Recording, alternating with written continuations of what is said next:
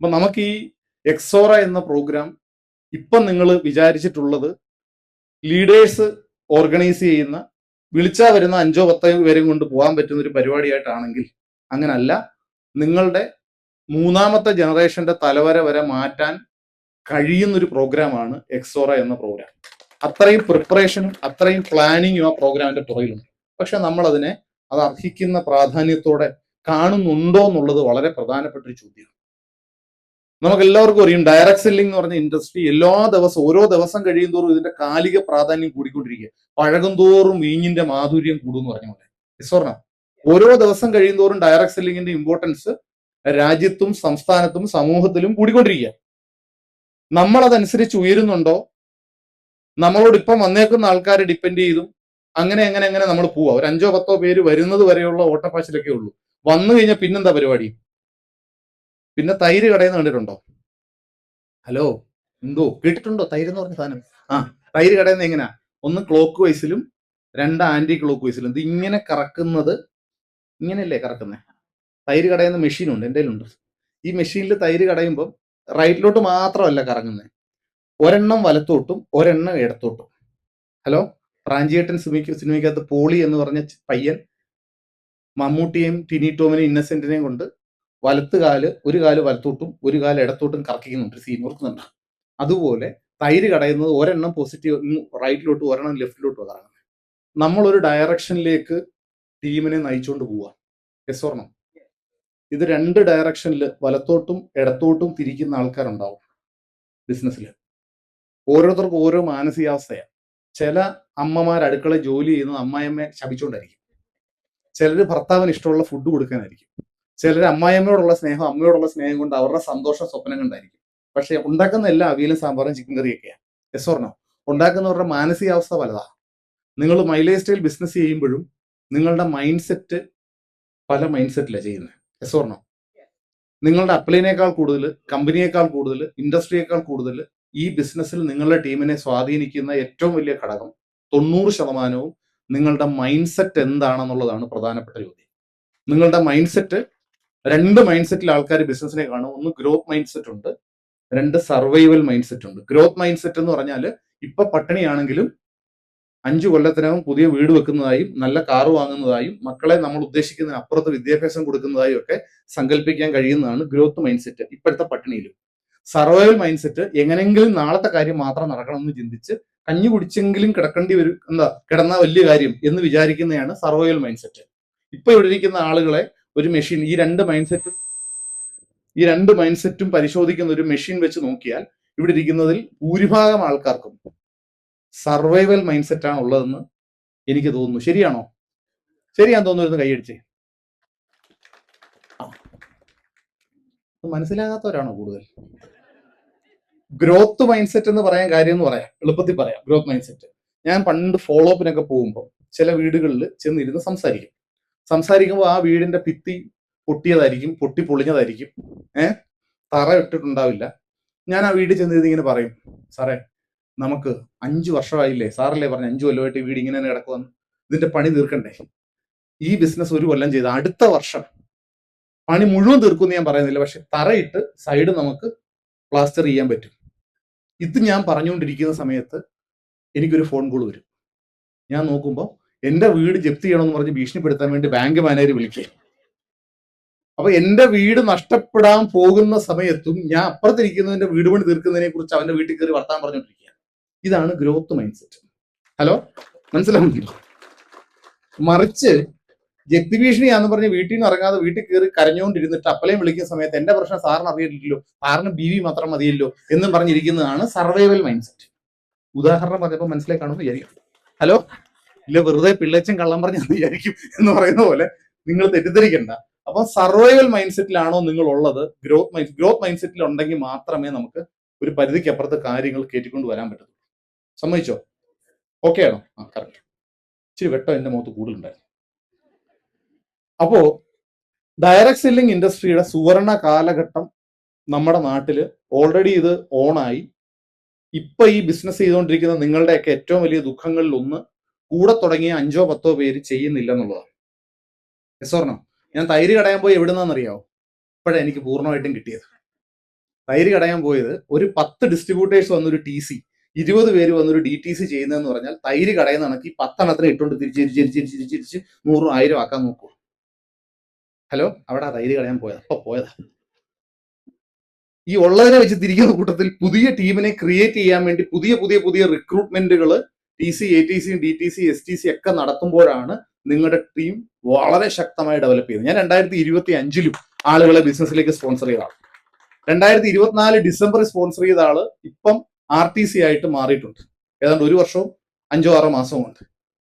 24 ഡിസംബറിൽ സ്പോൺസർ ചെയ്തു. ഞാൻ ഐഡിയ അടക്കം നിങ്ങൾക്ക് ഡീറ്റെയിൽസ് തരാം. അത് ഞാൻ അയാളെ കൊണ്ടുവന്ന് മാത്രമേ ഉള്ളൂ. നിങ്ങൾ നിങ്ങളുടെ ടീമിന് കൊടുക്കുന്ന സപ്പോർട്ടിന്റെ 4-1 ഞാൻ അയാൾക്ക് കൊടുത്തിട്ടില്ല. എനിക്ക് സമയമില്ല, കൊടുക്കാൻ പറ്റില്ല.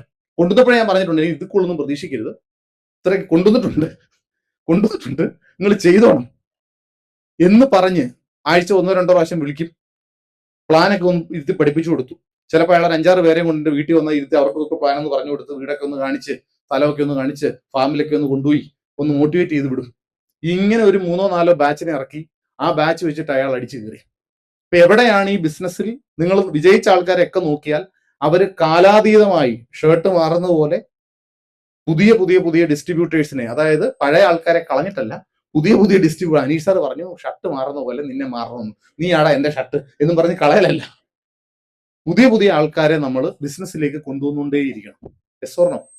സത്യത്തിൽ ഈ ഇപ്പൊ ഇവിടെ ബിസിനസ് ചെയ്ത് ഇപ്പൊ രാജു സാറിനെ പോലുള്ള ആൾക്കാര്, എനിക്ക് തോന്നുന്നു പലർക്കും ഇവിടെ കേരളത്തിന് വെളി ബിസിനസ് ഉള്ള കുറെ ആൾക്കാരുണ്ട്.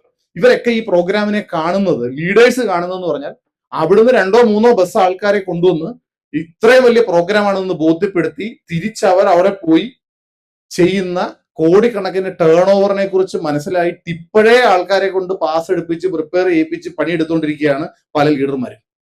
എന്നാൽ കോഴിക്കോട് സിറ്റി കിടക്കുന്നവര് തൊട്ടടുത്ത് നടക്കാൻ പോകുന്ന പ്രോഗ്രാമിനെ കുറിച്ച് കൃത്യമായി അവെയർ അല്ല എന്നുള്ളതാണ് ഒരു യാഥാർത്ഥ്യം. എനിക്ക് നിങ്ങളുടെ ആരെയും ഒരാളെ വിമർശിക്കാനോ കുറ്റപ്പെടുത്താനുള്ള അധികാരമോ ആളോ ഞാൻ ഇല്ല എന്ന് എനിക്കറിയാം. കാര്യം ഞാനും നിങ്ങളും ഒക്കെ ഒരേ ബേക്കറി നടത്തുന്ന ആൾക്കാരാണ്, ഒരേ റെസ്റ്റോറൻറ്റ് നടത്തുന്ന ആൾക്കാരാണ്, ഒരേ തുണിക്കട നടത്തുന്ന ആൾക്കാരാണോ അല്ലയോ? ഒരേ പ്ലാൻ പ്രകാരം ഇൻകം കിട്ടുന്ന, ഒരേ പ്രോഫിറ്റ് റീറ്റെയിൽ ചെയ്താൽ കിട്ടുന്ന, BV കയറുമ്പോൾ ഒരേ റാങ്കിലേക്ക് എത്തുന്ന, ഒരേ പേര് കൊണ്ട് വിളിക്കപ്പെടുന്നവരല്ലേ നമ്മൾ ഡിസ്ട്രിബ്യൂട്ടർ എന്നുള്ളത്. വാലും തലയൊക്കെ ഉണ്ടാകുന്നത് BV കൂടുതൽ കയറുമ്പോഴല്ലേ. നിങ്ങൾക്ക് വാലുണ്ടായ നിങ്ങൾ ആവും ഒരു ദിവസം ഡയമണ്ട്, നിങ്ങൾ ആവും blue diamond. Yes or no? അപ്പൊ നമ്മൾ തമ്മിൽ വലിയ വ്യത്യാസം ഉണ്ടെന്നൊക്കെ പലർക്കും തോന്നും. പക്ഷെ എനിക്ക് ഉറപ്പുണ്ട്, ഈ ഇരിക്കുന്നതിൽ ഏതെങ്കിലും ഒരാള് 2-3 കൊല്ലത്തിനകം വന്ന് എനിക്കൊരു ഷെയ്ക്ക് ഹാൻഡ് തന്ന് എന്റെ അടുത്തൊരു കസേര വലിച്ചിട്ട് പറയും, സാറേ കഴിഞ്ഞ ആഴ്ച ഞാനും ഡയമണ്ടിലേക്ക് എത്തിയുടെ സാറേ. അങ്ങനെ ഒരാൾ വരാൻ വലിയ ദൂരമൊന്നും വേണ്ടെന്നുള്ളത് ഏറ്റവും വലിയ സത്യമായിട്ട് എനിക്ക് മനസ്സിലായിരിക്കുകയാണ്. അതായത് 2030 കോഴിക്കോട് ജില്ലയിലെ അല്ലെങ്കിൽ മലബാർ ഏരിയയിലെ ഏറ്റവും വലിയ അച്ചീവർ ആകാൻ പോകുന്ന ആള് ഇന്നും ഈ കമ്പനിയിൽ ഐഡിയ എടുത്തിട്ടില്ല എന്ന് വിശ്വസിക്കുന്ന ഒരാളാണ് ഞാൻ. മനസ്സിലാവുന്നുണ്ടോ? അയാളിപ്പോ ഒന്നില്ലെങ്കിൽ റെയിൽവേ സ്റ്റേഷൻ്റെ അടുത്തോ ബസ് സ്റ്റാൻഡ് എടുത്തോ കോഴിക്കോട് ബീച്ചിലോ എന്തെങ്കിലും കച്ചവടം നടത്തിയിരിക്കുകയോ അല്ലെ ഗൾഫിൽ തലയ്ക്ക് കൈയും കൊടുത്ത് രക്ഷപ്പെടാൻ പറ്റത്തില്ലല്ലോ എന്ന് ആലോചിച്ച് നാട്ടിൽ കയറി വരെ എങ്ങനെയാണെന്ന് ആലോചിച്ചിരിക്കുക ചെയ്യുക. അവനായിരിക്കും അടുത്ത മാസമോ അടുത്ത 2 മാസം കഴിഞ്ഞോ ഐഡിയ അടിച്ച് ബിസിനസിന്റെ പവർ മനസ്സിലാക്കി വീട്ടിൽ കയറാണ്ട് ഓടി 3 കൊല്ലം കൊണ്ട് ഈ ജില്ലയിൽ ഏറ്റവും വലിയ അച്ചീവർ ആകാൻ പോകുന്ന അയാളായിരിക്കും. അയാളെ കൊണ്ടുവരാൻ ഞാൻ ഈ പറഞ്ഞോണ്ടിരിക്കുന്നത്. അയാളെ നിങ്ങളാണ് കൊണ്ടുവരുന്നെങ്കിൽ നിങ്ങളുടെ ആ ഓർഗനൈസേഷൻ ശരി, ഇപ്പുറത്ത് ഒരാൾ വന്നെങ്കിൽ 2 ശരി, കഴിഞ്ഞില്ല. നമ്മുടെ അവസ്ഥ തന്നെ എന്തായി? പെർമനന്റ് സീലിംഗിലേക്ക് എത്തിയില്ലേ? ഹലോ. അപ്പൊ ഡയറക്റ്റ് സെല്ലിംഗ് ബിസിനസ് നിങ്ങൾക്ക് കിട്ടാവുന്ന ഏറ്റവും വലിയ സമ്മാനമാണ്. ചിലപ്പോൾ മോശം ദിവസങ്ങൾ ഉണ്ടെന്ന് കരുതി ജീവിതം മുഴുവൻ മോശമാണെന്ന് വിചാരിക്കരുത്. എനിക്ക് ഇഷ്ടംപോലെ മോശം ദിവസങ്ങൾ എന്റെ ജീവിതത്തിൽ ഉണ്ടായിട്ടുണ്ട്, ഒത്തിരി ദുഃഖങ്ങൾ ഉണ്ടായിട്ടുണ്ട്, ദുരിതങ്ങൾ ഉണ്ടായിട്ടുണ്ട്, ഈ ജീവിതം വെറുത്തുപോയ സിറ്റുവേഷൻ ഉണ്ട്, ഒറ്റയ്ക്ക് ബാത്റൂമിൽ പോയി കരഞ്ഞിട്ടുണ്ട്, ഇതൊക്കെ ഞാൻ ചെയ്തിട്ടുണ്ട്. ആ സമയത്തൊക്കെയും ഞാൻ വിചാരിച്ചു ഇത് കഴിഞ്ഞു, തീർന്നു, അവസാനിച്ചു എന്നുള്ള. പക്ഷെ അതിനുശേഷം എന്താ പറയണ്ടേ, ഗിഫ്റ്റഡ് ആയിട്ടുള്ള സമ്മാനം തരാൻ പറ്റുന്ന രീതിയിൽ ദൈവാനുഗ്രഹം കൊണ്ടുള്ള ഇഷ്ടംപോലെ ദിവസങ്ങൾ ബാക്കി എനിക്കുണ്ട് എന്ന് തിരിച്ചറിഞ്ഞത് ഈ ബിസിനസ്സിൽ വന്നതിന് ശേഷം. അപ്പൊ നിങ്ങൾക്ക് ആദ്യം ഈ ബിസിനസ്സിൽ വേണ്ടതും ഒരിക്കലും നഷ്ടപ്പെടാണ്ട് സൂക്ഷിക്കേണ്ടതും ഒരേ കാര്യമാണ്. അതിന്റെ പേരാണ് പ്രതീക്ഷ എന്ന സാധനം. ഈ പ്രതീക്ഷ എന്ന ഒരു വസ്തു നമ്മുടെ മനസ്സിൽ നിന്ന് പോയി കഴിഞ്ഞാൽ തന്നെ ബിസിനസ്സിൽ എന്ത് പണിയിലും പുറപ്പെട്ടു. പ്രതീക്ഷയോടെ ജീവിക്കാൻ പറ്റണം. യെസ്വർണം ആണോ അല്ലയോ? പ്രതീക്ഷയോടെ ജീവിക്കാനും കൂടെ നിൽക്കുന്നവർക്ക് പ്രതീക്ഷ കൊടുത്ത് അവരെ കൂടെ നിർത്താനും നമുക്ക് പറ്റണം. ഇതൊരു ഒരു കോർഡിനേഷൻ ബിസിനസ്സാണ്. യെസ്വർണം പൂർണ്ണമായി ഞാൻ ഒരു സൈക്കോളജിക്കൽ ബിസിനസ്സാന്ന് പറയും. സൈക്കോളജി വളരെ പ്രധാനമാണ് ഈ ബിസിനസ് ചെയ്യുന്ന ആൾക്കാർ. സൈക്കോളജി പഠിച്ചില്ലെങ്കിലും അപ്പുറത്തിരിക്കുന്നവൻ ഒരു ദുഃഖമോ ഒരു സന്തോഷമോ ഷെയർ ചെയ്താൽ അതനുസരിച്ച് കമ്മ്യൂണിക്കേറ്റ് ചെയ്യാനുള്ള രീതിയിലോട്ട് നമ്മൾ വരുമ്പം തന്നെ ഒരു ഇഷ്ടം വരും. ശരിയാണോ അല്ലയോ? നിങ്ങളെ സ്ഥിരമായിട്ട് ചായ കുടിക്കാൻ വിളിച്ചോണ്ട് പോകുന്ന ആരെങ്കിലും ഉണ്ടോ? നിങ്ങൾ ആരെങ്കിലും ചായ കുടിക്കാൻ വിളിച്ചോണ്ട് പോവോ? പറ. നിങ്ങൾ സുഹൃത്തടാ ഒരു ചായ കുടിച്ചാലോ, ഇങ്ങനെ പോറുണ്ടോ? ഞാൻ കഴിഞ്ഞ ഒരു 25 വർഷമായിട്ട് ആഴ്ചയിൽ 3 ദിവസമെങ്കിലും 2-3 ആൾക്കാരുമായി ഒരുമിച്ച് ചായ കുടിക്കാറുണ്ട്. ആദ്യത്തെ ഒരു 8-10 കൊല്ലം അവരുടെ പൈസയ്ക്കും, പിന്നത്തെ ഒരു 3-4 കൊല്ലം എന്റെ പൈസയ്ക്കും, വീണ്ടും അവരുടെ പൈസയ്ക്കും, വീണ്ടും എന്റെ പൈസയ്ക്കും കുടിക്കും. ചായ കുടിയാണ് പ്രധാനം. Yes or no? പറയുന്നത് മനസ്സിലാവുന്നുണ്ടോ? അതായത് നിങ്ങളെ ഒരാൾ ഒരു ചായക്ക് വിളിക്കുന്നത് ഇയാള് നിങ്ങളും കൂടെ അരമണിക്കൂറോ 1 മണിക്കൂറോ സ്പെൻഡ് ചെയ്യാനുള്ള സമയം താല്പര്യം അയാൾക്കുള്ളതുകൊണ്ടാണ്. Yes or no? നമ്മൾ എല്ലാവരുടെ ഉള്ളിലും അങ്ങനെ ജീവിക്കാൻ പറ്റുന്ന ഒരാളായാൽ തന്നെ നമ്മുടെ അന്തരീക്ഷം മറ്റുള്ള ആൾക്കാർക്ക് ഇഷ്ടപ്പെടും. ശരിയാണോ അല്ലയോ? പുള്ളിയുടെ കൂട്ടൊരു ചായ കുടിക്കുക, അല്ലെങ്കിൽ ഒന്ന് പുറത്തു പോവുക. ശരിയാണോ അല്ലയോ? ഇത് ഈ ബിസിനസ്സിൽ ഏറ്റവും വേണ്ടപ്പെട്ട ഒരു കാര്യമാണ്. നമ്മുടെ ബിസിനസ് ചെയ്യുന്ന ആളുകളും വോളിയം കുറച്ച് കൊണ്ടുവരുന്നവരും വോളിയം കൂടുതൽ കൊണ്ടുവരുന്നവരും ഒക്കെ ഒരിക്കൽ പെർഫോം ചെയ്തവരാണ്. എന്തെങ്കിലും കാരണത്താൽ ചിലപ്പം കുറച്ച് വോളിയം കുറയും. യെസ് പറഞ്ഞോ? പിന്നെയും കൂടും. ഇത് കുറയുമ്പോൾ അത് കഴിഞ്ഞു എന്നല്ല വിചാരിക്കേണ്ടത്. പെർഫോമൻസ് കുറച്ച് കുറഞ്ഞിട്ടുണ്ട്, വീണ്ടും ഇവൻ എന്ത് ചെയ്യും? പെർഫോം ചെയ്യും. ഈ ഇലക്ട്രിക് കാറും പിന്നെ ഐ സി എഞ്ചിൻ എന്ന് പറഞ്ഞ ഇന്റേണൽ കമ്പഷൻ എഞ്ചിൻ കാറുകളുള്ള വ്യത്യാസം എന്താണെന്ന് ചോദിച്ചാൽ, ഒരു 3-4 ലക്ഷം കിലോമീറ്റർ ഒക്കെ ഒരു ഐ സി എഞ്ചിൻ ഓടി കഴിയുമ്പോഴത്തേക്കും ആ എഞ്ചിൻ ഇച്ചിരി ഒന്ന് ചതയുകയും അതിന്റെ പെർഫോമൻസ് ഒന്ന് കുറയുകയും ഒക്കെ ചെയ്യും. പക്ഷെ EV കാറുകൾക്ക് കുറയത്തില്ല. കാര്യം എന്ന് പറഞ്ഞാൽ എഞ്ചിൻ ഇല്ല, ഫുള്ള് കറണ്ടാ, ഒറ്റ പെർഫോമൻസ് കുറയത്തില്ല. കറണ്ട് കയറി അപ്പോൾ ഇത് ഓടും. അപ്പൊ EV കാറിന്റെ പ്രത്യേകത എന്ന് പറഞ്ഞാൽ എഞ്ചിൻ ഇല്ലാത്തതുകൊണ്ട് തന്നെ പെർഫോമൻസ് ലോ അല്ല. ജീവൻ ഉള്ളിടത്തോളം കാലം ഒരേ പെർഫോമൻസ്, ജീവൻ ഇല്ലെങ്കിൽ തട്ടിപ്പോകും. ഈ ബിസിനസ് ചെയ്യുന്ന നമ്മളെ സംബന്ധിച്ചിടത്തോളം ഒരേ പെർഫോമൻസ് എപ്പോഴും നിലനിർത്താൻ ഒരാൾക്കും കഴിയില്ല എന്നുള്ള യാഥാർത്ഥ്യം മനസ്സിലാക്കുക. നിങ്ങളുടെ കൂട്ടത്തിൽ പല വേഗത്തിൽ ഓടുന്ന ആൾക്കാരെയും കൂട്ടിപ്പിടിച്ചുകൊണ്ട് പോകണമെന്നുണ്ടെങ്കിൽ അവരുടെ മോശം ദിവസങ്ങളിൽ അവർക്ക് ആദ്യം വിളിക്കാൻ തോന്നുന്ന ആളായിട്ട് നിങ്ങൾക്ക് മാറാൻ കഴിയും. ഹലോ? അവരുടെ നല്ല ദിവസങ്ങളിൽ അവർക്ക് നന്ദി പറയുന്ന ശീലം ഉണ്ടെങ്കിൽ ആദ്യം നന്ദി പറയുന്ന ആള് നിങ്ങളാണെന്ന് ഉറപ്പാക്കും. ഇനി ആ ശീലമില്ലെങ്കിൽ അത് നിങ്ങളുടെ അവകാശമാണെന്ന് വിചാരിക്കേണ്ട, അതില്ല എന്ന് മാത്രം വിചാരിക്കുക. പല ആളുകളാണല്ലോ, യെസ് ഓർ നോ? പല സ്വഭാവമുള്ള ആൾക്കാരല്ലേ. ഇവരെ എല്ലാം കൂട്ടിക്കൊണ്ട് നമ്മൾ പോവില്ലേ? ഞാൻ എപ്പോഴും മീറ്റിംഗിൽ പറയും, ചിലരുടെ മദ്യപാനം നിർത്താൻ നടക്കുന്നവർ, സിഗരറ്റ് വലി നിർത്താൻ നടത്തുന്നവർ, എല്ലാ മോശ സ്വഭാവം അവസാനിപ്പിച്ചിട്ട് അവൻ എന്റെ ടീമിൽ NDC CTC ആയാൽ മതി എന്ന് വാശി പിടിക്കുന്നവർ. ഞാൻ അവരോട് പറയും, മക്കളെ കെട്ടിച്ചു കൊടുക്കാനൊന്നും അല്ലോ അവനെ നമ്മൾ ഡെവലപ്പ് ചെയ്യുന്നത്, NDC CTC ആവാനല്ലേ. അവനെ പറഞ്ഞു നോക്ക്, തല്ലിക്കൊട് എന്താ പറയണ്ടേ, ചൊല്ലിക്കൊട്, തല്ലിക്കൊട്, തള്ളിക്കളാ, 1-2 വർഷം പറ, പിന്നെ വിട്ടേക്ക്, അവൻ നന്നാവട്ടെ, വഴക്കുണ്ടാക്കാൻ നിൽക്കില്ലേ എന്ന് പറയും. അപ്പൊ നിങ്ങളുടെ കൂടെ വരുന്നതിൽ നിങ്ങളെക്കാൾ സ്വപ്നങ്ങളുള്ള, കഴിവുകളുള്ള, ആത്മാർത്ഥതയുള്ള ആൾക്കാരെ കൂട്ടിപ്പിടിച്ചുകൊണ്ട് നമ്മളെ സംബന്ധിച്ച് ഇപ്പം വരുന്ന നവംബർ 1 നടക്കുന്ന എക്സോറ പ്രോഗ്രാമിലേക്ക് ഒരു എന്താ പറയണ്ടേ ഓടിക്കയറ്റമാണ് നമുക്കിനി വേണ്ടത്. Yes or no? ആ ഓടിക്കയറ്റത്തിന് നമ്മൾ ഓരോരുത്തരും തയ്യാറാവണം. PC അബോവ് ആൾക്കാരെ സംബന്ധിച്ച് നിങ്ങൾ എന്തൊക്കെയാണ് ഇവിടെ ചെയ്യേണ്ടതെന്നുള്ളൊരു ആക്ടിവിറ്റിയാണ് ഞാൻ പറയാൻ ആഗ്രഹിക്കുന്നത്. പറയട്ടെ? കൈയിടിക്കൂ, പ്രോത്സാഹിപ്പിക്കൂ. വെല്ലി സാർ നേരത്തെ പോകുന്നതിന് മുമ്പ് പറഞ്ഞു കുറെ പ്രോഗ്രാം നടത്തിയുള്ള എക്സ്പീരിയൻസ് ഞങ്ങൾക്കുണ്ടെന്ന് പറഞ്ഞു. സ്വർണം, എനിക്ക് കുറെ പ്രോഗ്രാം നടത്തി വർഷങ്ങളുടെ എക്സ്പീരിയൻസ് ഉണ്ട്. ആ എക്സ്പീരിയൻസ് വെച്ച് ശരിതെറ്റുകൾ ഏകദേശം നമുക്ക് അനുഭവത്തിൽ നിന്നുള്ള ശരിതെറ്റുകളുടെ ഗുണം എന്താണെന്ന് ചോദിച്ചാൽ അതിന്റെ എല്ലാ പെയിനും നമ്മൾ അനുഭവിച്ചിട്ടുണ്ടാവും. സ്വർണം, ഒരേ പൊത്തിൽ നിന്ന് 2 പ്രാവശ്യം കടി കൊള്ളത്തില്ല എന്ന് പറയും. ഒരു പാമ്പിന്റെ മാളത്തിൽ കൊണ്ട് കൈ ഏറ്റി ഒരു കൊത്ത് കിട്ടി, അടുത്ത ആഴ്ച വീണ്ടും അതേ പാമ്പിന്റെ കൊത്ത് മാളത്തിൽ കൊണ്ടിട്ട് വാങ്ങിച്ചെന്തിരിക്കും. ഇയാൾ എന്ത് വിളിക്കണം? സ്വർണം, ഒരേ അബദ്ധം റിപ്പീറ്റ് ചെയ്യത്തില്ല.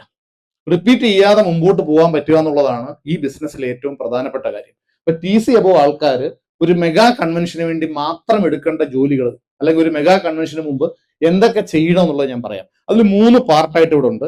അതിൽ ഒന്നാമത്തത് പ്രീ ഇവന്റ്, പ്രോഗ്രാമിന് മുമ്പുള്ള കാര്യങ്ങൾ. 2 ഇവന്റ്, 3 പോസ്റ്റ് ഇവന്റ്. ഇത് രണ്ടും ഞാനിപ്പോ പറയുന്നില്ല, ഇത് ഈ പ്രീ ഇവന്റ് മാത്രമേ പറയുന്നുള്ളൂ. പ്രീ ഇവന്റില് ഏറ്റവും കൂടുതൽ, അതായത് പ്രോഗ്രാമിന് മുമ്പുള്ള ഈ 3 മാസം നിങ്ങൾ എടുക്കുന്ന പണിയാണ് നിങ്ങളുടെ തലവര ഈ ബിസിനസ്സിൽ മാറ്റുന്നത്. ഞാൻ 2026 ഡയമണ്ട് എക്സിക്യൂട്ടീവ് ആവേണ്ട ഒരാളായിരുന്നു. 2026 ആവേണ്ട ആളാ. പക്ഷെ 2022 മുബീൻ സാറിന്റെ പ്രോഗ്രാമിനായി. ആ സമയത്ത് എനിക്ക് ഏതാണ്ട് 4.5 കോടി ബിസിനസ് വോളിയം കുറവുണ്ട്. ആ 4.5 കോടി കുറവുള്ള ടീമിൽ നിന്ന് ഒരു മാസം തികച്ച് 10 ലക്ഷം ബിസിനസ് വോളിയം വരുന്നില്ല. ഒരു മാസം 10 ലക്ഷം പോലും ബിസിനസ് വോളിയം വരാത്ത ടീമിൽ നിന്ന് 6 മാസം കൊണ്ട് 4.5 കോടി ബിസിനസ്സാണ് എനിക്ക് ഡയമണ്ട് ആവാൻ വേണ്ടത്. അപ്പൊ മുബീൻ സാർ ഒരു പ്രോഗ്രാം അനൗൺസ് ചെയ്തു.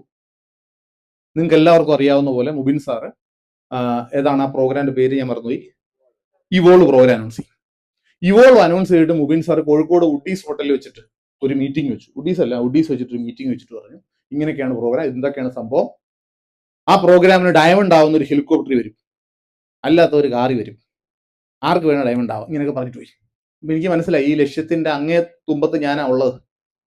നമുക്ക് വേണ്ടിയാണ്, അങ്ങനെ വിചാരിക്കണം. നിങ്ങൾ അങ്ങനെയാണ് രക്ഷപ്പെടത്തുള്ളൂ. ഈ സാർ പറഞ്ഞ എന്നെ കുറിച്ചാണോ എന്ന് ആലോചിക്കണം, അപ്പോഴേ രക്ഷപ്പെടത്തുള്ളൂ. അല്ലാതെ എന്റെ അപ്പലിനെ കുറിച്ചാണെന്ന് വിചാരിച്ച പോയി കഴിഞ്ഞ് തീർന്നു, പോകുന്ന ഒഴിക്കും പോയാൽ മതി.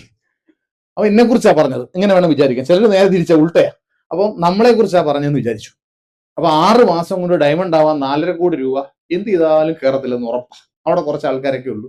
ഞാൻ അവരിൽ പ്രധാനപ്പെട്ട ലീഡേഴ്സിനെ വിളിച്ച് ഞാൻ പറഞ്ഞു നോക്കി, ഇങ്ങനെ ഒരു പ്രോഗ്രാം വരുന്നുണ്ട്, എനിക്ക് ഡയമണ്ട് ആവണമെന്ന് ആഗ്രഹമുണ്ട്, നീ എന്തെങ്കിലുമൊക്കെ ചെയ്യൂ, പ്രവർത്തിക്കൂ. ചെയ്യാം സാറേ, സാറിന് ഡയമണ്ട് ആക്കണമെന്ന് എനിക്കും ആഗ്രഹമുണ്ട് എന്ന് പറഞ്ഞിട്ട് ഇവർ 2 ആഴ്ച കഴിഞ്ഞിട്ട് അനങ്ങുന്നില്ല, പറയൽ മാത്രമേ ഉള്ളൂ.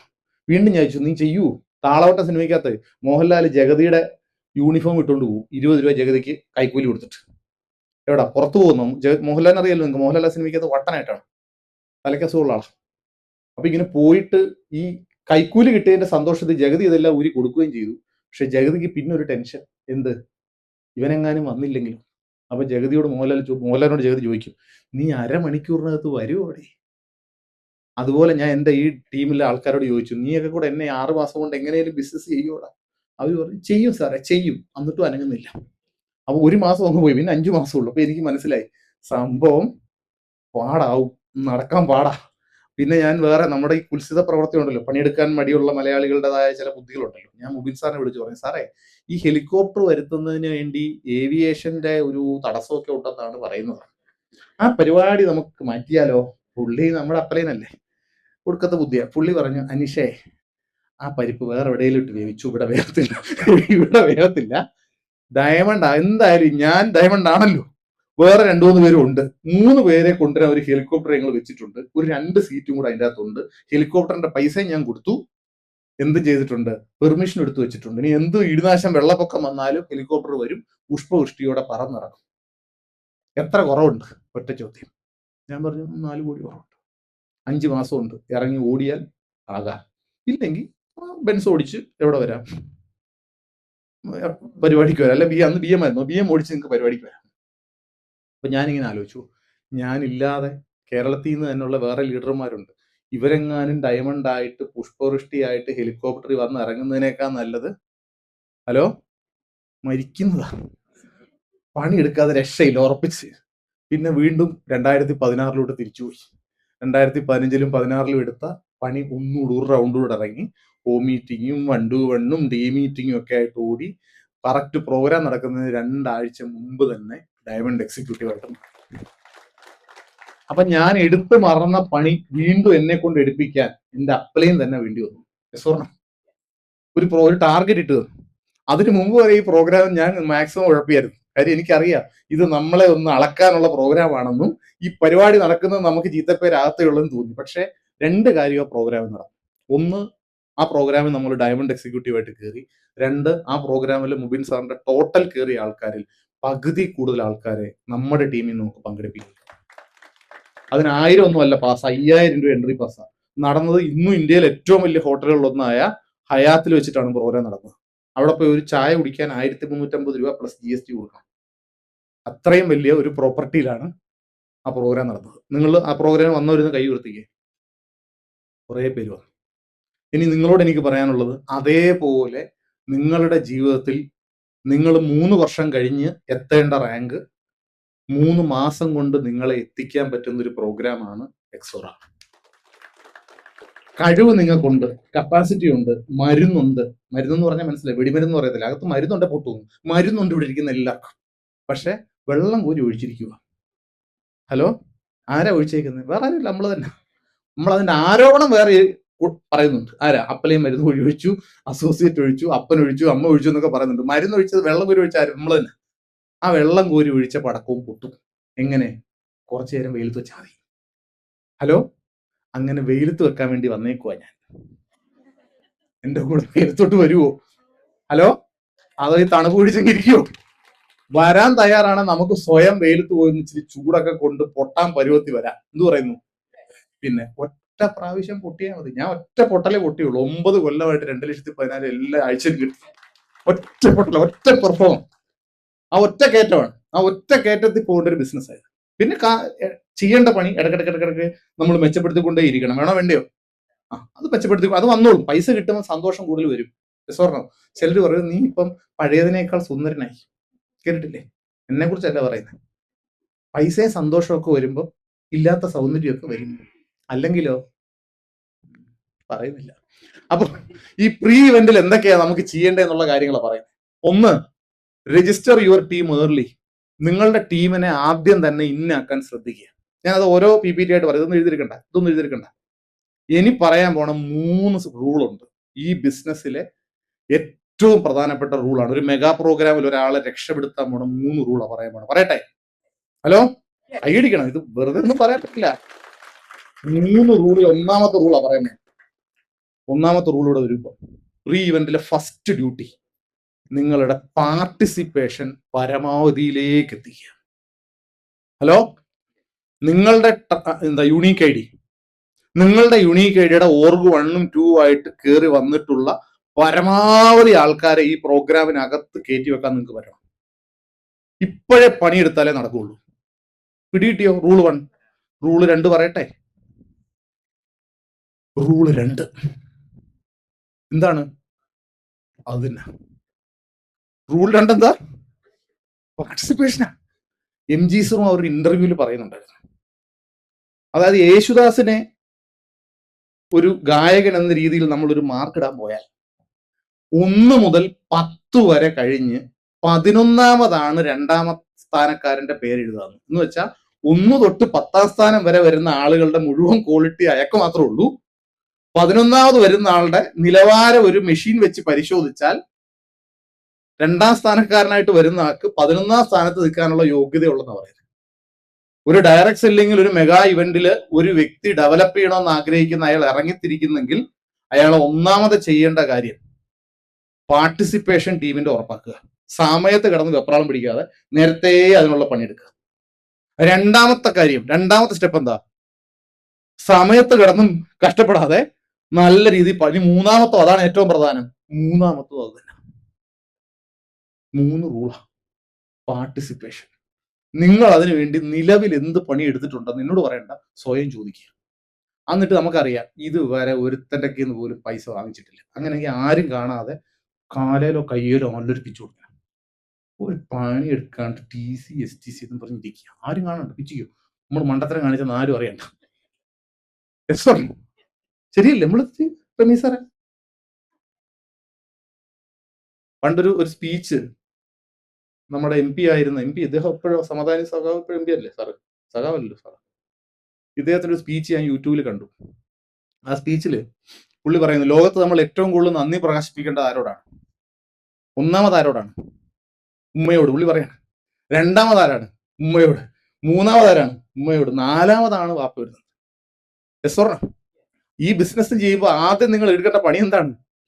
1ാമത് പാർട്ടിസിപ്പേഷൻ, 2ാമത് പാർട്ടിസിപ്പേഷൻ, 3ാമത് പാർട്ടിസിപ്പേഷൻ. ഈ പാർട്ടിസിപ്പേഷന് വേണ്ടി ഒന്നും ചെയ്യാണ്ട് നമ്മൾ ആ പ്രോഗ്രാമിൽ വിളിച്ചാൽ കിട്ടുന്ന 5ഓ 10ഓ പേരെയും കൊണ്ട് പോയാൽ ഇത്രയും വലിയൊരു പ്രോഗ്രാമിന്റെ യഥാർത്ഥ ഔട്ട്പുട്ട് നമുക്ക് കിട്ടണ്ടു. നമ്മൾ എത്ര എഫേർട്ട് ഈ പ്രോഗ്രാമിൽ ഇടുന്നു, എന്തെല്ലാം കാര്യങ്ങൾ നമ്മൾ ഇതിനുവേണ്ടി ചെയ്തു എന്നുള്ളതാണ് ഏറ്റവും പ്രധാനം. പാർട്ടിസിപ്പേഷൻ തന്നെ 2 തരത്തിലുണ്ട്. 1ാമത്തത് കറണ്ട് ഫുൾ ടീം മെമ്പേഴ്സ്, ഇപ്പോഴുള്ള മൊത്തം ആളുകളെ തൂത്തുപെറുക്കി എന്ത് ചെയ്യണം? പങ്കെടുപ്പിക്കണം. 2, അടുത്ത ജൂലൈ പകുതി കഴിഞ്ഞു. ഓഗസ്റ്റ്, സെപ്റ്റംബർ, ഒക്ടോബർ, അടുത്ത 3 മാസം കൊണ്ട് ഇപ്പോൾ ഉള്ളതിനേക്കാൾ കൂടുതൽ ആൾക്കാർ നിങ്ങളുടെ ഓർഗനൈസേഷനിൽ വരും. അവരെ പങ്കെടുപ്പിക്കാനുള്ള പാർട്ടിസിപ്പേഷൻ കൂടെ നമ്മൾ ഉറപ്പിക്കണം. Yes or no? ഇപ്പൊ ഉള്ള മൊത്തത്തിനെ നമ്മൾ എണ്ണി കയറ്റിയിട്ടുണ്ടോ? ഹലോ, എണ്ണി എടുത്തിട്ടുണ്ടോ? ഇപ്പോഴാണ് നമ്മുടെ ദുഃഖം പുറത്തു വരുന്നത്. മസാല ദോശ, വട, ഉച്ചയായ കുറച്ചുകൂടെ ഇഷ്ടമായിരുന്നല്ലേ? വിശപ്പില്ലിപ്പം, നേരം വെളുത്തല്ലേ ഉള്ളൂ. അതായത് ആളുകളെ പാർട്ടിസിപ്പേറ്റ് ചെയ്യാനുള്ള ഏറ്റവും എളുപ്പവഴി എന്താ? എനിക്കൊരു 60 പശു ഉണ്ട്. എത്ര പശു? 90 വരെ ഉണ്ടായിരുന്നു. ഇപ്പൊ കുറഞ്ഞ് ഒരു 60 കുറഞ്ഞല്ല, കുറച്ചതാ. അപ്പം ഈ പശുവിനെ നമുക്ക് നിലയ്ക്ക് നിർത്താൻ 2 മാർഗം. ഒന്ന് പശുവിന്റെ മൂക്ക് തുളച്ച് അതിനകത്തൂടെ ഒരു കയറിടും. അതിനെയാണ് മൂക്ക് കയറെന്ന് പറയുന്നത്. ഈ മൂക്ക് കയറിടുന്നത് എന്തിനാന്ന് ചോദിച്ചു കഴിഞ്ഞാൽ പശു പിടിച്ചെടുത്ത് വരാനാണ്. സ്വർണം. പക്ഷെ എന്റെ ഒരു പശുവിനും മൂക്ക് കയർ ഇട്ടിട്ടില്ല, 60 എണ്ണത്തിനും ഇല്ല. ഇതിനെ തുളയ്ക്കുന്നതിനോട് എനിക്ക് താല്പര്യമില്ല. അതിന് വരെ മോറ എന്ന് പറഞ്ഞ സാധനം വെക്കും. ഇതിന് ഒരു കെട്ടുണ്ട്, അതിന് തുല്യമാണ്. പിടിച്ചു കഴിഞ്ഞാൽ വരും, പിടിച്ചെടുത്ത് കിട്ടും. ഇതായിട്ട് വെച്ചേക്കുന്നത്. അപ്പം എന്തുകൊണ്ട് പശു വരുന്നു എന്ന് ചോദിച്ചാൽ അതിന്റെ ഒരു കൺട്രോൾ നമ്മുടെ ഉണ്ട്. സ്വർണം. ഈ കൺട്രോളാണ് പ്രധാനം. എന്തിനും ഒരു കൺട്രോൾ, ഒരു പട്ടം പൊട്ടിപ്പോവാതെ ഒരു കൺട്രോൾ ചെയ്യുന്നുണ്ട്. സ്വർണം. നമ്മൾ ഈ ബിസിനസ്സിൽ നമ്മുടെ ടീമിനെ പങ്കെടുപ്പിക്കാൻ അവസാന സമയം പലരും പറയുന്ന ഒരു ഡയലോഗ് ഉണ്ട്. എന്ത് സാറേ, ഒരു വരാന്ന് പറഞ്ഞു സാർ, ഇന്നലെ വന്നില്ല, ഇന്നലെ ആയി കഴിഞ്ഞപ്പോഴത്തേക്ക് അവൻ വാക്ക് പറയും. അപ്പൊ ആദ്യം എന്ത് ചെയ്യണം പറ, ഇവരുടെ ഒക്കെ 1000 രൂപ വാങ്ങി ഇവരുടെ പാസ് അങ്ങ് എടുക്കണം. ഹലോ, മൂക്കുകയറായി, ഇതേ പിടിച്ച് വലിച്ചാ വന്നോളൂ. അരി 10,000-ത്തിലുണ്ടെങ്കിൽ എലി 3-6 വരും. എസ്സോർണോ.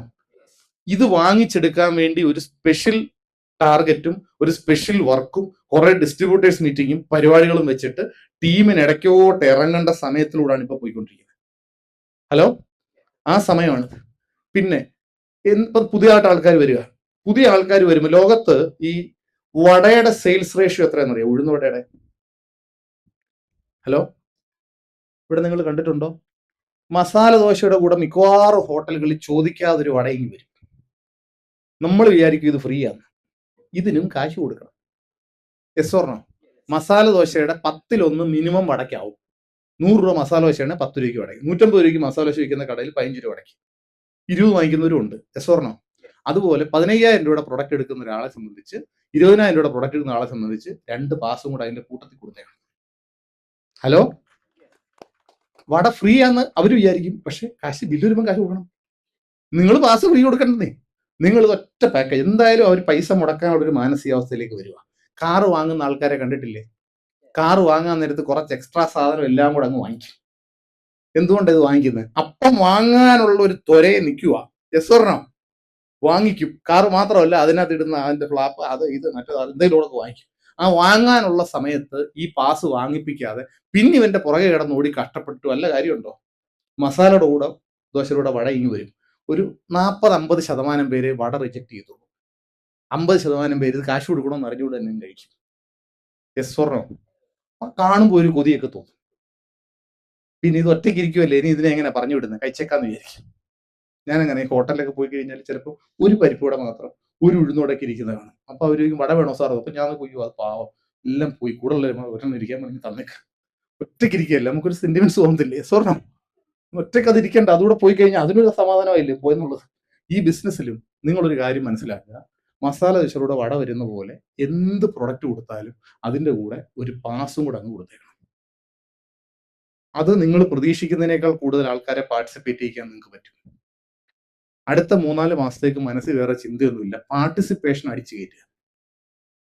ആലപ്പുഴയിൽ 2017 ജനുവരി മാസം 29-ാം തീയതി നടത്തിയൊരു മെഗാ പ്രോഗ്രാമില് 8 ബസ് ആൾക്കാരെ ഇവിടുന്ന് ബെല്ലിസാർ അടക്കമുള്ള ടീമുകൾ കൊണ്ടുവന്നു. 8 ബസ് 400 പേരെ അവിടുന്ന് കയറ്റി. അതിനുശേഷം ഇവിടെ ഇരിക്കുന്ന സുബീഷ് സാർ അടക്കം, ശൈലേഷ് സാർ അടക്കം, ബിജു സാറും ശ്രീധരൻ സാറും അടക്കമുള്ളവരൊക്കെ 1500-2000 പേരുടെ മെഗാ പ്രോഗ്രാമുകൾ പലത് വെച്ചു. അതുകൊണ്ട് അവരെയൊക്കെ പേര് വിളിക്കുമ്പോൾ വാലായിട്ട് ഒരു ITC എന്ന് പറഞ്ഞ റാങ്ക് ഉണ്ടാവും. എസ്വർണം എന്ന് പറഞ്ഞാൽ ഒരു 2 കോടി രൂപയെങ്കിലും അവരുടെ അക്കൗണ്ടിൽ വന്നിട്ടുണ്ടാവും. അതായത് ഒരു പ്രോഗ്രാം നന്നായി ഉപയോഗിക്കുന്ന ആളുകൾക്ക് മാത്രമേ ഈ ബിസിനസ്സിൽ വലിയ വരുമാനം കിട്ടുള്ളൂ. ഒരു സംശയമില്ല. ഞാൻ ഈ പറയുന്ന കാര്യങ്ങളൊന്നും മയപ്പെടുത്തി പറയാൻ പറ്റില്ല. ഒറ്റ വാക്ക് മാക്സിമം ഞാൻ തന്നെ മയപ്പെടുത്തും. ഇതിന് താഴെയില്ല. പലർക്കും ഈ ബിസിനസ് ബുദ്ധിയുണ്ട്, പക്ഷെ ഈ ബിസിനസ്സിന് ആവശ്യമായ ബുദ്ധി കാണിക്കാറില്ല. ആവശ്യമില്ലാത്ത ബുദ്ധി എല്ലാം ഉണ്ട്, പക്ഷെ ആവശ്യത്തിനുള്ള ബുദ്ധി നമ്മുടെ കയ്യിൽ പലപ്പോഴും ഇല്ല. ഇനി കുറച്ച് മലയാളം നമുക്ക് പഠിച്ചാലോ? 2-3 സ്ലൈഡുകൾ മലയാളത്തിൽ പറയാം. ഇപ്പൊ ഈ ആളുകളെ പാർട്ടിസിപ്പേറ്റ് ചെയ്യുന്ന കാര്യമൊക്കെ പറഞ്ഞപ്പോൾ നിങ്ങളുടെ മനസ്സ് എന്നോട് പറഞ്ഞ കാര്യം എന്താണെന്നറിയാമോ?